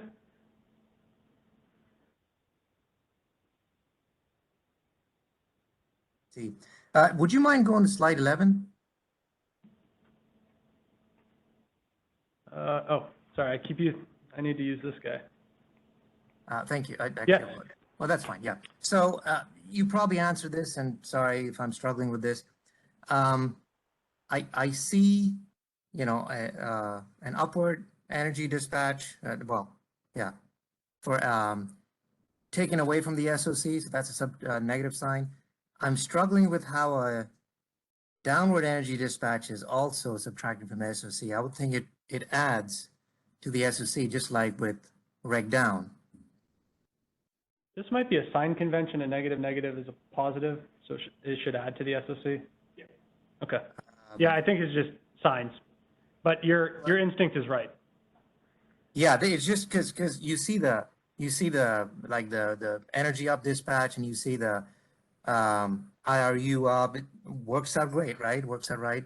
And then energy up and IRD, which should have opposite signs, great. It's just this is the only inconsistent one that on the right hand side, the third term of the energy down should be a positive contribution to SOC. Well, yeah, I think the consistency and what's important to look at here is for both your upper and lower envelope, the positive and negative energy awards have the same impact on the envelope. So it's just your initial frame of reference for how you want to represent the signs. Would you mind elaborating a little bit? I'm a little bit slow on that. The positive and the negative energy awards would have the same impact on SOC. I imagine they have different directions of impacts on the SOC, right? Or am I misunderstanding? They have different directions on the SOC. That's correct. What I was saying is that their impacts on the upper and the lower envelope are the same between the two equations. So as long as you have a consistent sign convention for discharging and charging, you'll pick up the positive and negative impacts. Sorry, I'm sorry, I'm not getting it. Maybe if you could explain it some other way, or just write it in why that's the case. But yeah, sorry, I don't. I understand the upper and lower bounds. I'm good with that. This is like the only part that's sticking with me, which I don't see why the signs aren't consistent with the rest of the terms in there. But I understand these are representing an upper bound of resources potential energy profile, and then the lower bound. Yeah, yeah. Sorry. Maybe I can take a stab at this. This is Gabe here. So energy awards for a storage resource are continuous. They range from a negative value, which represents charging, to a positive value, which represents discharging. Obviously, the regulation awards are all positive. So you get a reg up award, it's a positive amount of megawatts. You get a reg down award, it's a positive amount of megawatts. So what this equation is saying is, I have my state of charge, and that's equal to the state of charge from the previous period minus my energy awards. And the energy awards could potentially be positive, or they could potentially be negative. If they're negative, I'm going to apply the ADA value, which is round trip efficiencies. But if they're positive, I'm not. So that's all we're saying here with these equations, and as Danny's pointing out, they're both the same. You always subtract off whatever value you get from energy, but if it's a charging value, you're going to apply round trip efficiencies. Okay, I think I'm getting it now. So basically, because whether it's reg or imbalance reserve, you always have a positive award value only. But with energy, when it's an energy down, it actually takes the negative sign. The range can actually be negative. So hence, that's why, okay, I'm getting it now. Thank you. Thanks, Aditya, and thank you, Gabe, for helping me say that a slightly different way. One more back to Alva. So just to go back to, I think you were not, Perry was not phrasing it correctly, and it's important to how you define what you're doing. You are bringing in the constraints that will be used for IR, but including terms for regulation, which will be active for those SOC upper and SOC lower constraints. The IR components will not be active until DAME is implemented. So I think you have the impression that these constraints were only going to involve energy and IR, and that regulation was not going to impact the constraints. At least that's what I heard him saying, and I think it's just the opposite. If you implement this, the first implementation will be energy and reg affecting the envelope, and then when IR becomes a product, it would be part of that as well.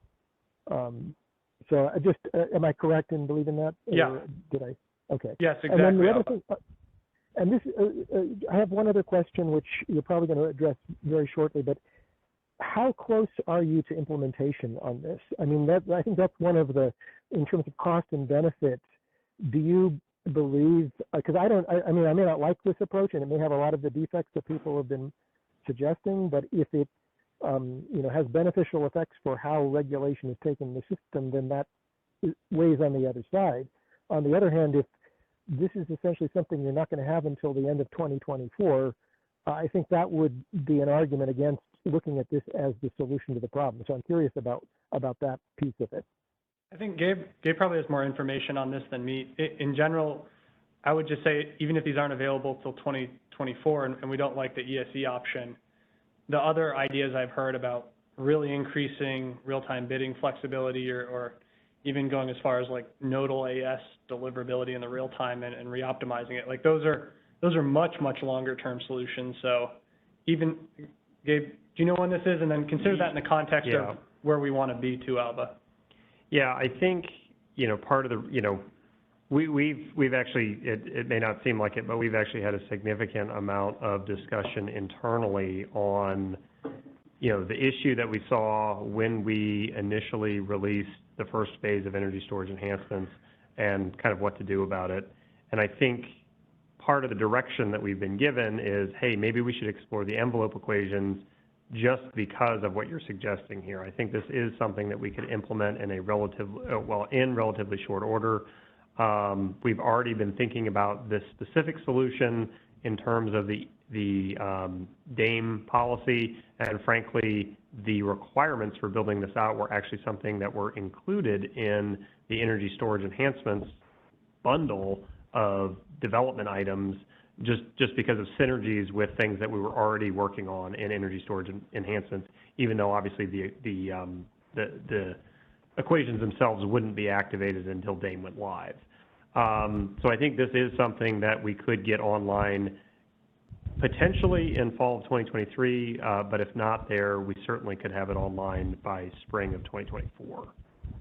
Okay, that's very helpful. And I'm assuming the other element here is what Callie was mentioning. There's probably a necessity to do some stakeholdering around the factors and what those mean and all that. But if you've got it in the code already, that certainly is one argument for this approach. And of course, we'd ask the same question about our proposal, and it may be that you'll say, well, that just cannot be done. So that's an important consideration in looking at these kinds of solutions. Thank you.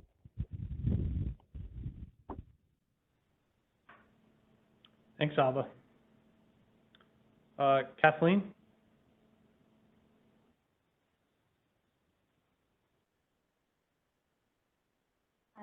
Great, thanks. Kathleen Colbert from Vistra. I have another follow-up question, more of a to-do or an ask on the CAISO. So as far as like interim solutions versus durable solutions and the three options, option one, I think, is a non-starter, and I'm hoping there's clear consensus on the fact that negative AS pricing has pretty significant adverse impacts, and so we could just take that one off. But option 2 and 3 look like a short-term interim. Let's put something in there that's already in the code, or almost something like that, and then see what happens. And if it has any adverse impacts, we'll do another emergency effort, which sounds like a joy. But option number 3 sounds like let's pause. Let's figure out if we can wait a little bit and have some more stakeholdering, provide analysis, talk through scenarios. Is that a fair way to think of these 3 options? I don't know if I necessarily agree. I think we're looking for feedback from everyone regarding the option 1 of going with the original ESE formulation being appropriate. I think we understand its downsides, but I'd like to hear from kind of the broader audience if your view is widely shared. Option 2, you're right, it's either in the code now or will be soon. Option 3 is, I think, just much longer term solutions. And then you start to mix option 2 and 3 of like, how grandiose do we want the long-term solutions to be? And as that pushes out the potential implementation date, is something like option 2 more palatable? Yeah, no, that's helpful. I also want to know if there's clear consensus on option 1. That's my understanding. Would like to see it in written comments from other folks as well, as like verbally, but I think that's that's a threshold question. I hear you saying, if it's already in the code, let's be realistic and say that that's also a large hurdle to get over to move to something drastically different. So 2 and or 3 is likely, even 3 is likely taking option 2 and modifying it. Is that fair? I'd like to think that's a path, but to the extent that the comments show that everybody hates option 1 and everybody hates option 2, I don't think that we would look to implement something that doesn't have like reasonable stakeholder support. Okay, no, that's super helpful. Thank you. Thanks for talking to that. Sure. A piece of information that I would like to see to get a sense of how urgent this is, though, as far as like how urgently do we need something in place to ensure the integrity of the awards, is one of the things that energy storage enhancements did implement is limiting regulation to no more than 50% of the operating range, or put differently, to no more than the Pmax. I know that that is an interval level constraint as opposed to the horizon, but can you take and this is my ask, and you don't have to commit to it now, but can you take a look at it to see if the market outcomes after that change has been made have at least alleviated the concern about the validity of the regulation awards, such that we can better prioritize whether or not we need to rush to a solution or we can take some time? That's a piece of information I don't have, and I would need to be able to provide you meaningful comments. Well, I would ask that you kind of highlight the specific data request in the comments, and then as this discussion unfolds, hopefully that serves as a decision point. I agree with you generally that seeing how the existing ESE policy that was implemented impacts state of charge should inform the urgency of potentially using the envelope equations or waiting for a more holistic solution. Yeah, I can definitely do that. It kind of ties back on that offsetting discussion that we talked about. If only 50% of the operating range is even able to provide regulation in any given hour, it's already pretty limiting on how storage participates in regulation. And so I'm just asked and I'll put it in writing, but what I'm wondering is, does the interval constraint, does the hourly constraint get us to an outcome that limits its use across the horizon kind of naturally, or are we still seeing with even just the 50% award, hour over hour over hour over hour, resulting in outcomes in real time where the capability to meet the award is not there? Yeah, I think that's a Then I'll reasonable put it in request. writing. Yeah, thank you, Kathleen. Thank you. I see one more question from Drew.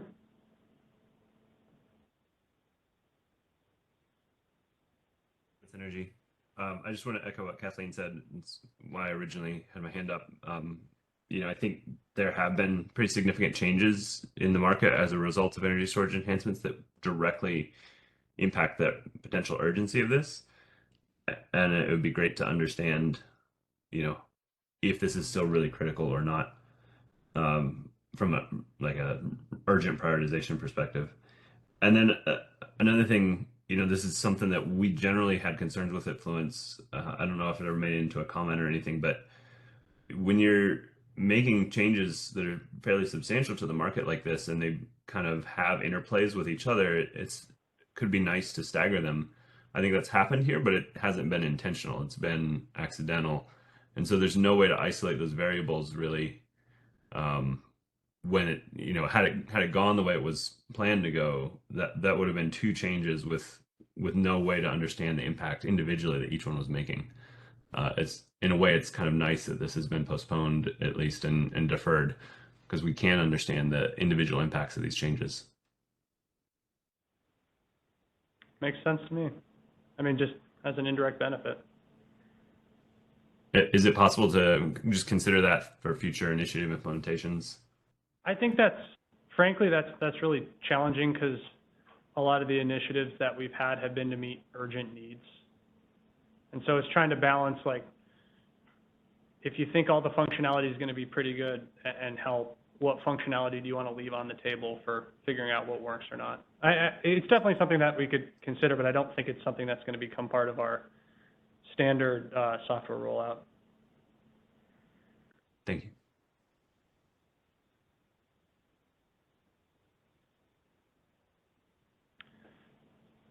Okay, so seeing no more questions, I think we've kind of talked a lot about the envelope equations. Now is just next steps. I think we're going to ask for comment, right, on this, and we're going to ask for where are preferences on existing ESC policy, preferences on potentially going the envelope direction. Is there a strong preference to just delay this all to storage modeling enhancements? There's an upcoming ASSOC initiative. I don't think that's the right place for this. We envision that being much, much more narrow in scope. I just want to point this out because I don't want everybody to say, when you reopen that, have this discussion, because that's going to significantly delay that ideally smaller, more narrow initiative. So we're looking for your feedback to inform our decision-making on how we can all proceed forward on this. And that's all I have. Before I step away, I wanted to thank Gabe for his help today and over the last, how long have you been at the ISO now? 8 years. Yeah, that's a real shift, Gabe. So thank you for your time and service. Thanks, Danny. I appreciate it.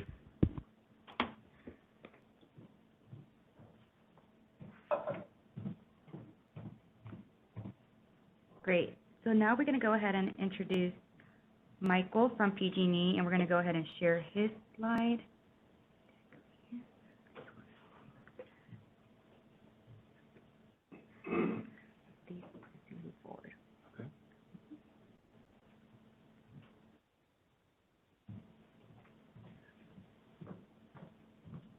Okay, it's a tough act to follow.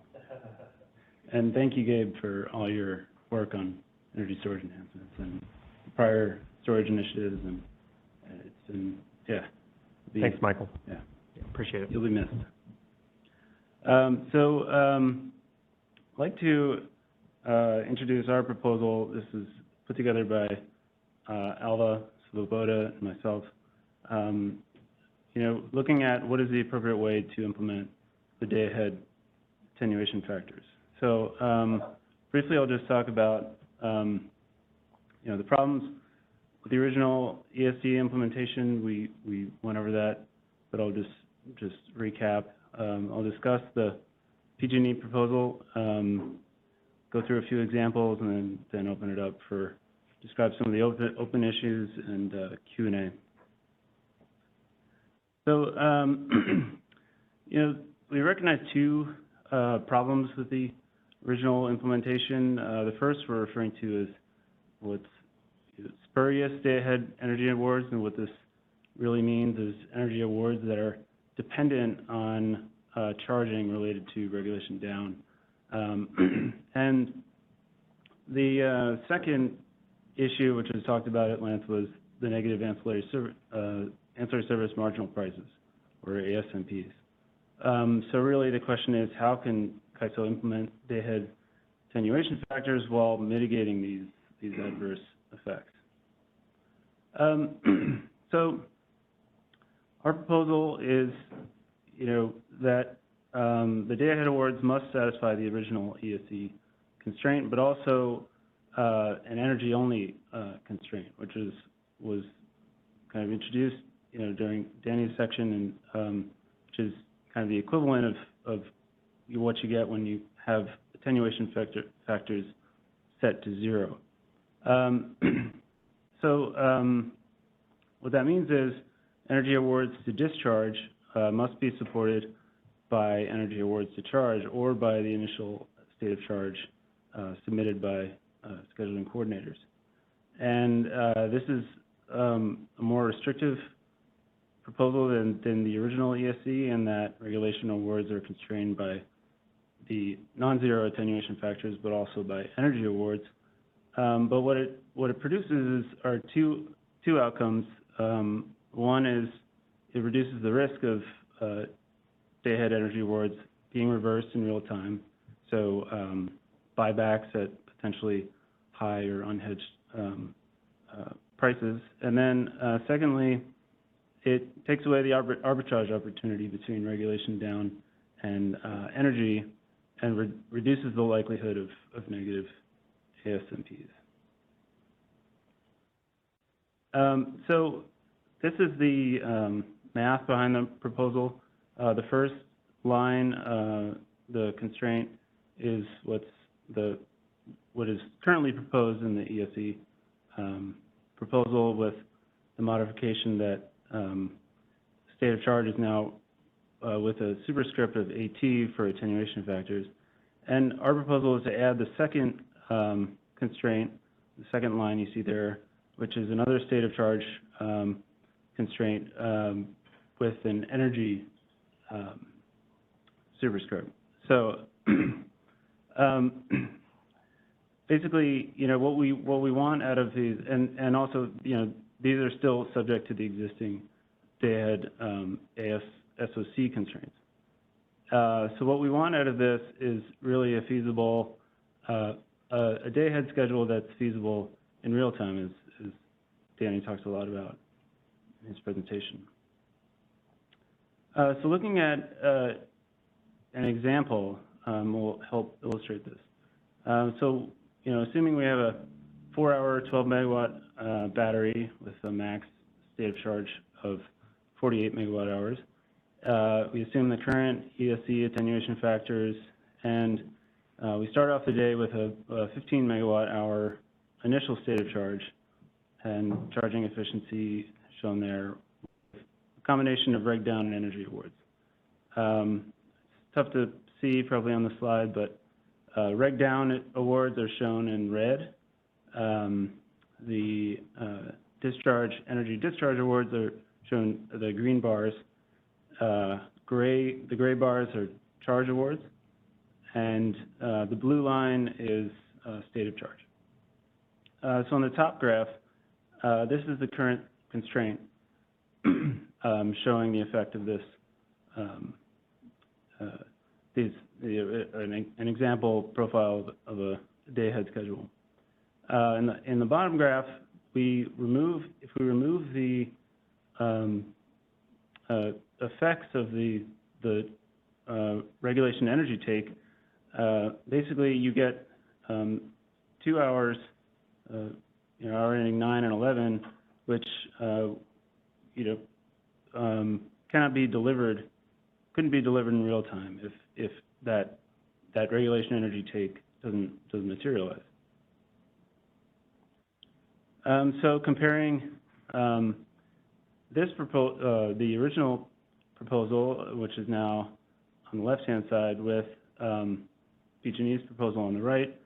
On the right, you see that those the energy awards, which would not, or which are dependent on the regulation energy take, are no longer in the day-ahead schedule, and you get a day-ahead schedule which is feasible for energy, even if the regulation energy take doesn't materialize.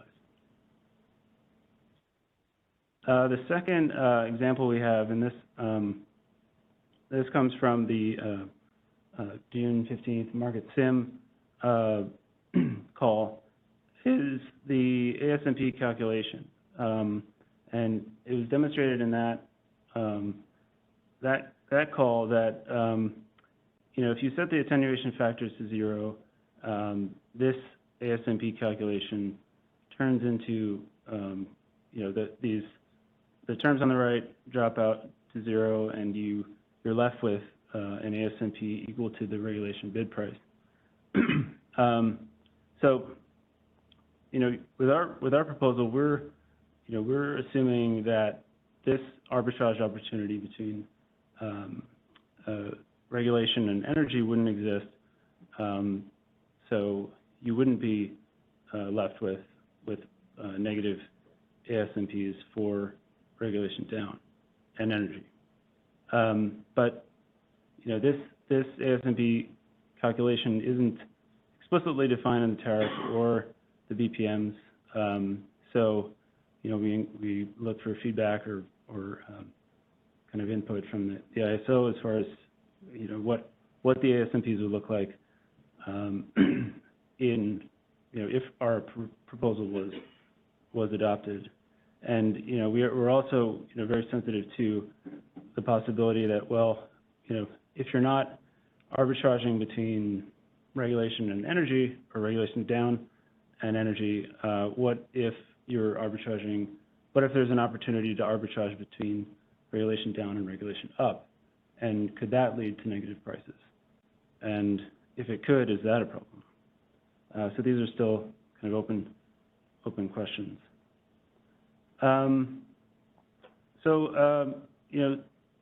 The magnitude of the software change, we're curious as far as what folks think about. If this is a heavy lift, is it kind of a relatively straightforward? Is there an impact to the solution time or not? We kind of assume that there would be a not much of an impact to the optimization.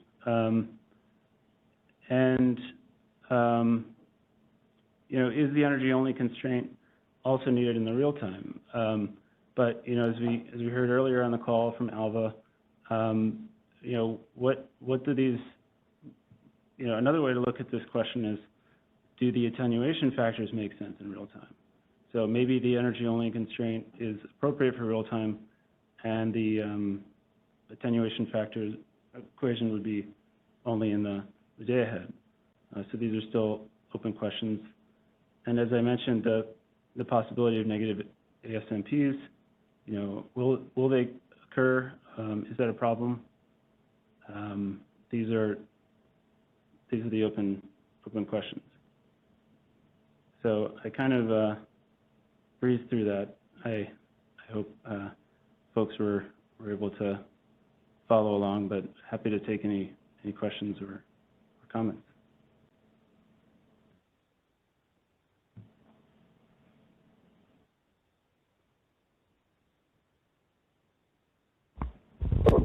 If there is any questions, please use the raise hand icon located in the middle of the screen. If not, please feel free to let us know if you have any questions through chat.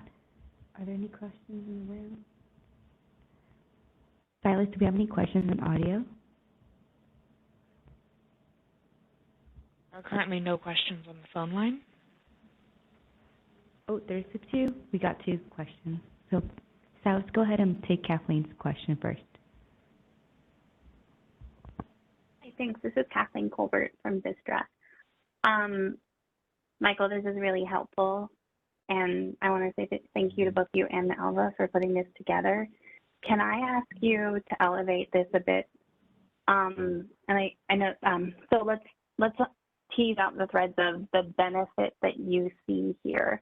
I hear the con, right? So you're identifying that the ESC approach led to some optimal decision or suboptimal market outcomes. CAISO still got this envelope equation on the table. Can you talk about this more from maybe the envelope versus this instead of the ESC to this as the benefit, and help us tease out what you think is potentially more attractive about this solution than the envelope one, and not to put words in your mouth, and if you think they're neutral, clarify that too. Yeah, it's a great question, Kathleen. Thank you for asking it. In fact, I was having a conversation with Alva on this yesterday, even though he's on vacation in the mountains, and he may have a response to this. I see he's the next caller. I think that, as far as the benefit is really that, these energy awards that are dependent on the regulation energy take are not, the real-time buybacks is really an issue there. And, the feasibility about a day-ahead schedule in the real-time is important. But I think also, and this is me speaking personally, I think an issue I'm kind of suspicious about the envelope equations, but I have to look into it further, is that, if there are anything that's dependent on a day-ahead state of charge forecast would kind of unnecessarily restrict a battery in real time. And I think the real time, really framing the real-time market question is most important. And I'm not saying that this is the solution or this is kind of better than the envelope, but I think we want to be careful with the envelope equations and really look closely at as far as, what does it mean for real time, and are we kind of hamstringing batteries in the real time market unnecessarily?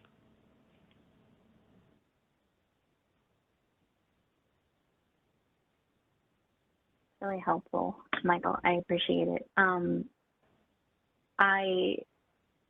Another element that I think, and I'll just share with you, that I think that this has a lot of merit, and just so the CAISO can hear me say, I'd like to continue to maybe have the CAISO, have everyone think about your proposal in more detail, and always kind of coming together and thinking about them as potentially both what the CAISO has been envisioning and what you're thinking of. If everyone can kind of think about how they might integrate, that would be always very useful.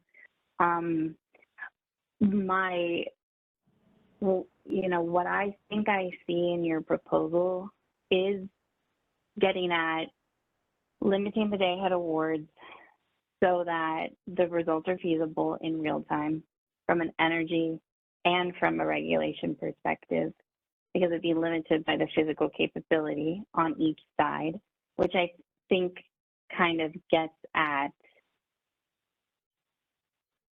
that question I was teasing out before, like, is the issue here that we're concerned with netting risks, like offsetting risks? What's the level of offsetting risk? For some reason, this is growing in my mind as like the real question that's being posed, is how comfortable are we with offsetting of our regulation in bi-directions, both from a grid operator perspective and from a market participant perspective. What are the risks? What's the size of the risk that we can hold?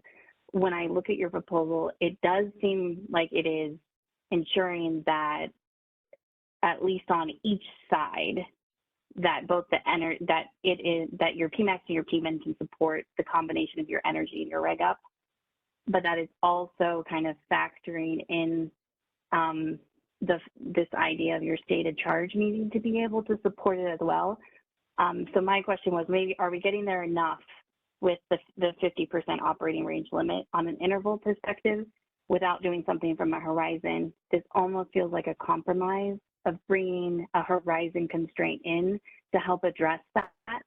So maybe in the interim, it gets us most of the way there. Is that a fair way to is that a decent takeaway? Yeah, I think I would agree with that. And I invite Alva or others. Super helpful. Yeah. Thank you again. Really appreciate this. Thank you.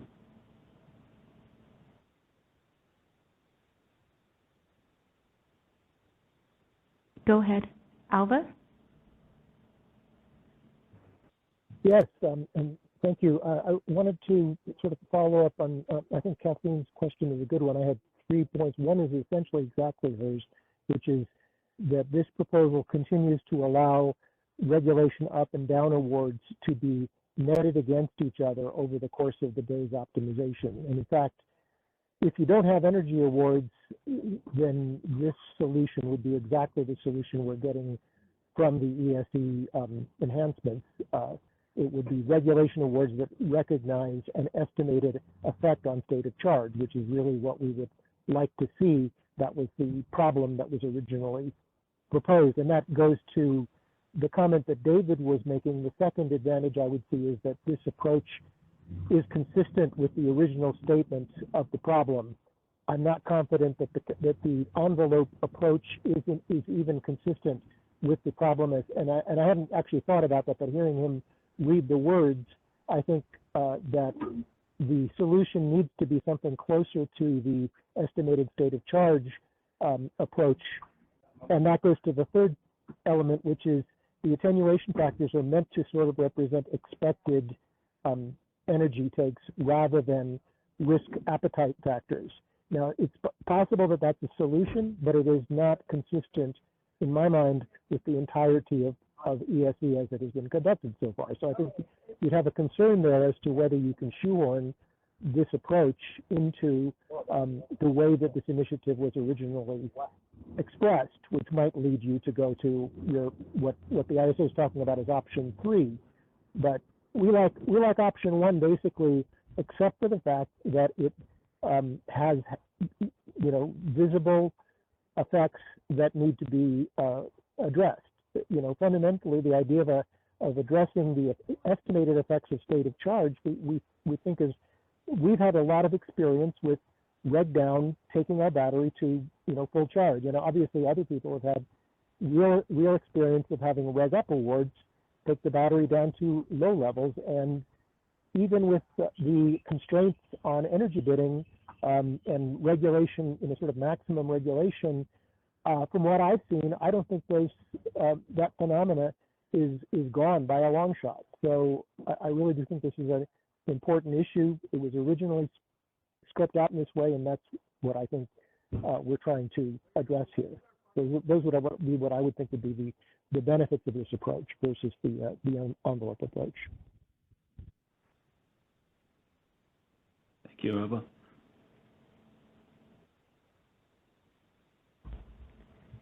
Let's go to JK. Wayne?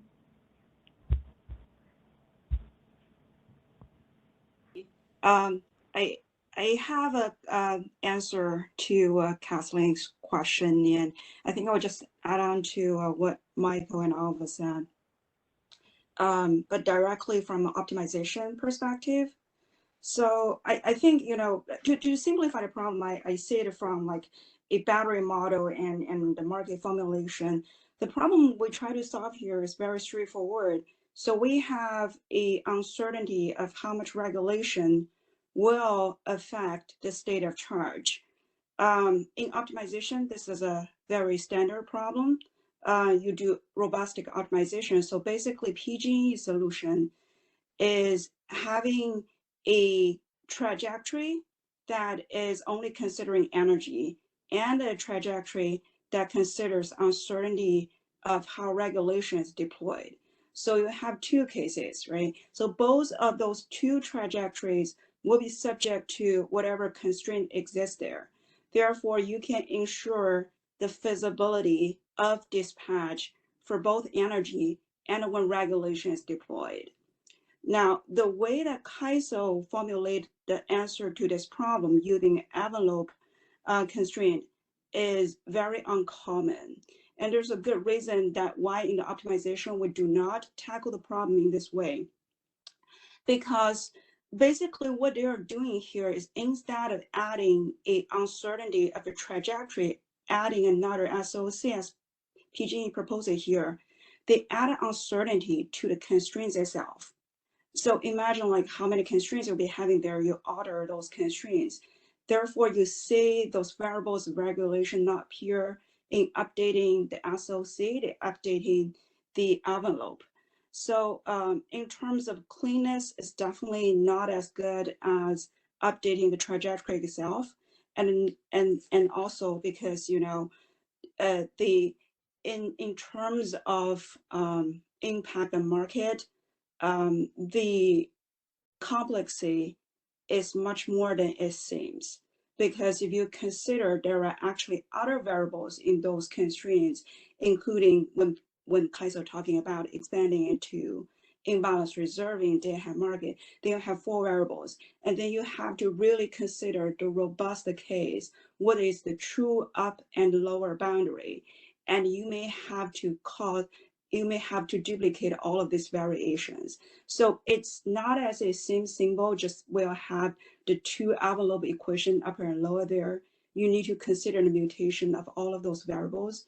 So these are, you know, it's uncommon in the robustic optimization that you update a boundary instead of updating the trajectory.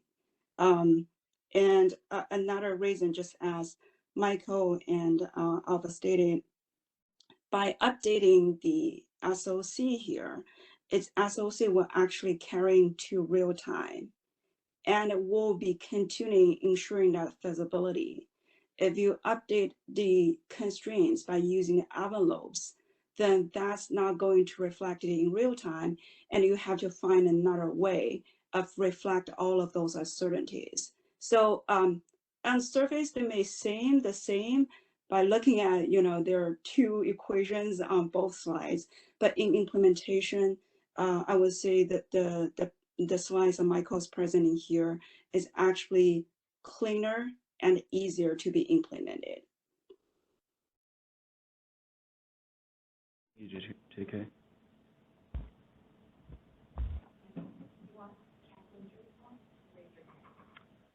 Sure, yeah, we can take Kathleen. Hi, Kathleen, we can go ahead and call on you to respond, and then we'll go to a detail. Great, I don't mean to hog it. Thank you so much to the PG&E team, and thank you so much, JK, for that fabulous explanation. Incredibly helpful. It does intuitively, like this proposal intuitively just seems better because it seems like it's co-optimizing 2 different trajectories as opposed to changing that boundary condition. And what I heard in that explanation is that the CAISO's proposal is essentially creating sensitivities that are being imposed into the market solution, different scenarios, and that adds a ton of confusion. But the other thing that it occurs to me is I also wonder if it erodes the accuracy of the solution. And I'll just say one last thing that's nerdy, which is specifically, do we think that the co-optimized trajectories pushes less on the MIP gap versus looking at the envelope equations? I do worry that if it's going to be that complicated with that many sensitivities, it's going to be hard to find an efficient mixed integer programming solution. Thanks. We can call it Aditya.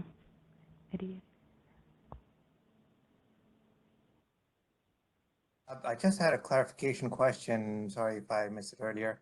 The proposal is for both these equations together to be modeled, or just the first one?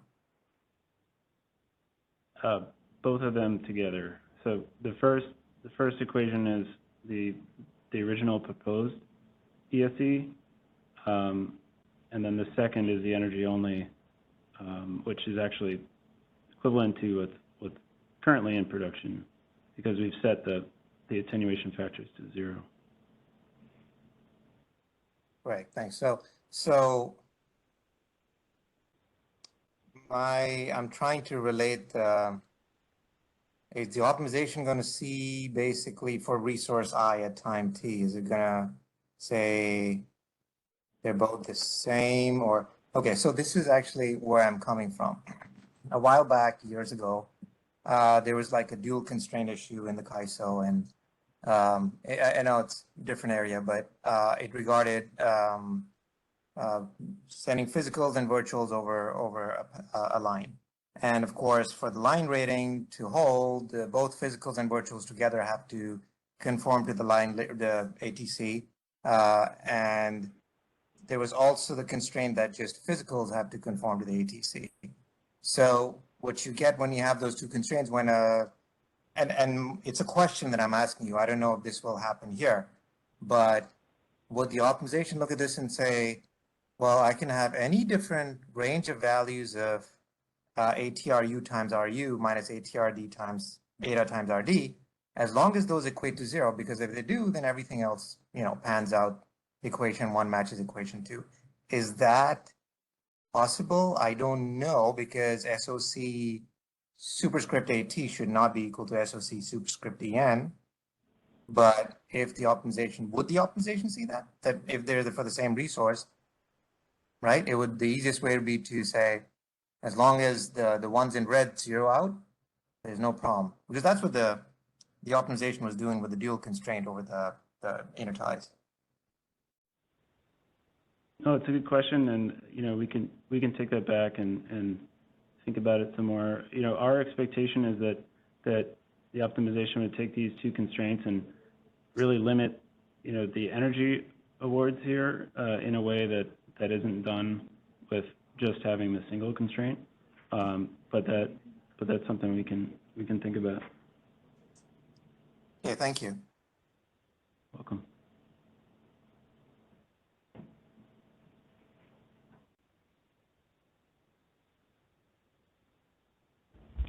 Are there any more questions? Go ahead. Ro, please be sure to introduce yourself. Hi, this is Rahul from AES, and I apologize to step out and come back in. What is the limit for SOC AT? So I am assuming that SOC ENIT, the second equation is limited by the min and max SOC of the resource. What are the bounds for the SOC AT? Yeah, it's a good question. I think we want to have them still within the the existing day-ahead ASSOC constraints. Okay. So I would assume that both would apply. I'm not showing the minimum and maximum equations here, but that's what we would expect. But as far as which one would be more restrictive, I think if you're assuming regulation energy, then that is always going to be, in my mind, the more restrictive path when it comes to hitting the lower or upper bound, just because that energy is not, when you have just a min and max with just the second equation, you're not factoring in that extra regulation energy take into the SOC constraints. But I don't know if that helps. Let me know if I can ask a follow-up question. Yeah.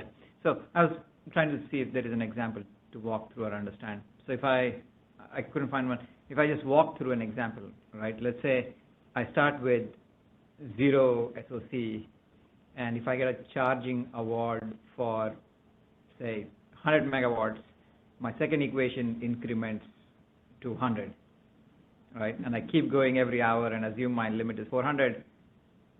After the 4th hour, I can no longer charge because I'm hitting the SOC ENT.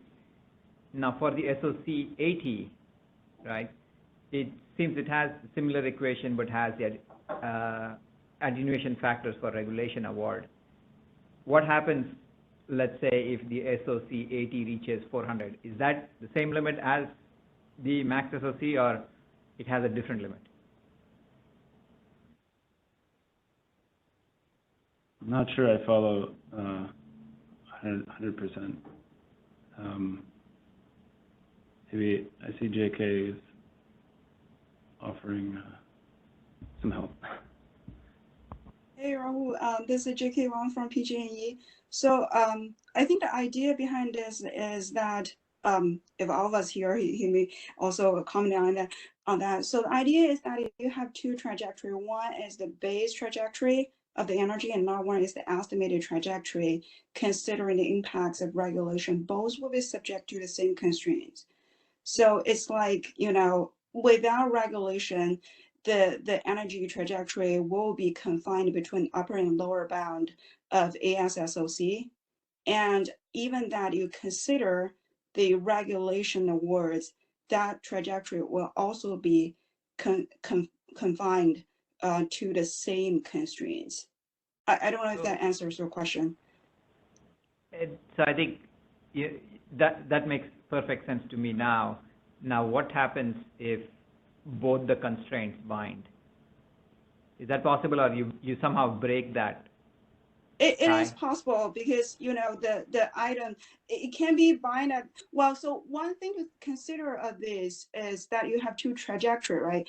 They can bind at the same time if they happen to be the same value at the same time. So if you consider the red terms that they offset each other, they can bind at the same time, but then you will still have the same solution to the optimization. And that actually, I think, is an answer to Aditya's question earlier, whether you will have a unique solution or have a range. If I captured that question accurately, you will have a unique solution because, you have basically two scenarios, but those two scenarios need to be simultaneously satisfied in optimization. And when I'm looking to dispatch energy, I always look at my SOC and not look at SOC 80 because SOC 80 is another fictitious term, right? Like I'm trying to figure out intuitively. Right. So think about it this way. So you are considering two trajectories that will be both subjecting to the constraint, right? So you try to visualize they have an upper bound and a lower bound, and then you have two curves in between, right? Yeah. So you want to find a solution that satisfy simultaneously. So whatever is the worst solution, is the worst situation need to be met. So you will always be looking at, so the way to think about it is you will always be having that solution to the most to the boundary that is to the extreme. So yeah, maybe yeah. if I restate it in a different way, adding more regulation up, just assuming regulation up, I'm going to penalize SOC a lot more so that it accelerates towards its cap. But once it hits that cap, I am not going to allow even any more energy awards. Right, Is that right? Exactly. So your solution will satisfy the most restricted condition. Yeah, so it'll penalize, maybe I'm using the word penalize in terms of math equation and not, your offer. It's going to penalize you harder the more you have regulation up award if I'm looking to charge. But then if I have a balance up and down, it would negate, and that would actually naturally incentivize to get balanced award. Is that the right way of looking at it? I think your description, has more market information than I could answer. But the way that we'll look at it is that, for example, you have just two numbers subjected to inequalities. Your selection of the numbers will be the one that is satisfied most restricted condition. So. Okay, that makes sense.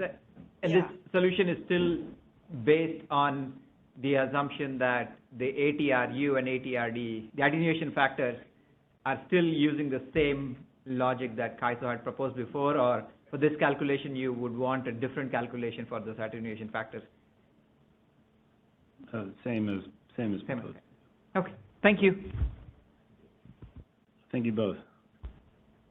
Alva, go ahead.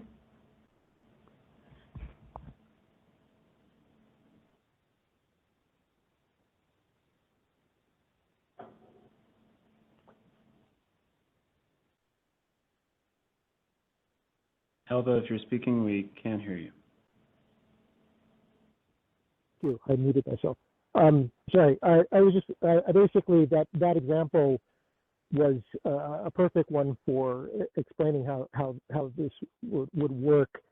Obviously, there's always the possibility, because you've got a solution where you award reg down, but you don't award energy to corresponding to that reg down. You don't award a discharge. That means that in real time, you may have a situation where your state of charge goes up and you need to discharge. And that may even happen on average. But we're basically saying it's not appropriate to consider that in awarding discharge day ahead, because it is, and this is based on our own observation again, is that it is really there is a real possibility that reg down may average 50%, but on a particular day it doesn't get taken at all. And so in a sense, that means that it is more appropriate to deal with that issue of needing to discharge based on reg in the real-time market. And and we sort of argue that that's the place to deal with the energy that actually results from reg down.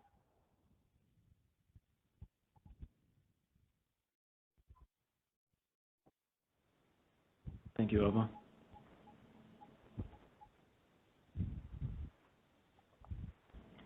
Are there any more questions? Thank you.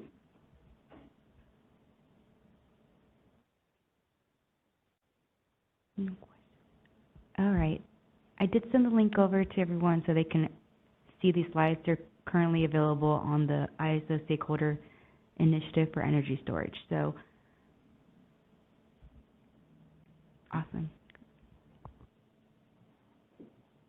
Thank you all.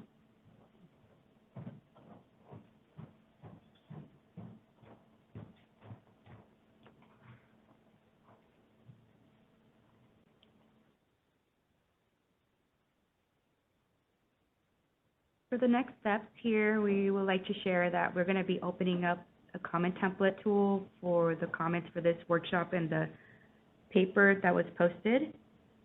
Any comments discussed will have them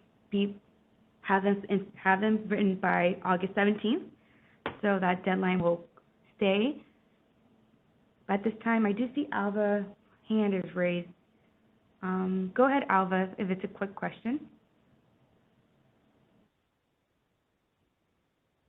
Yeah, so it actually, because it cut to the chase, I'm wondering whether Gabe or Danny could say anything about, I mean, we presented this idea to them a couple of weeks ago, and have you had any evaluation of whether this is as Michael put it, a big lift or a relatively a lift comparable to the other things you're considering doing? Because I think that's important in terms of people commenting on whether something like this makes any sense at all. If you're going to say, no, it can't be done, I think a longer term solution is probably, going to be just as appropriate as this. So I'm just wondering if you can answer that.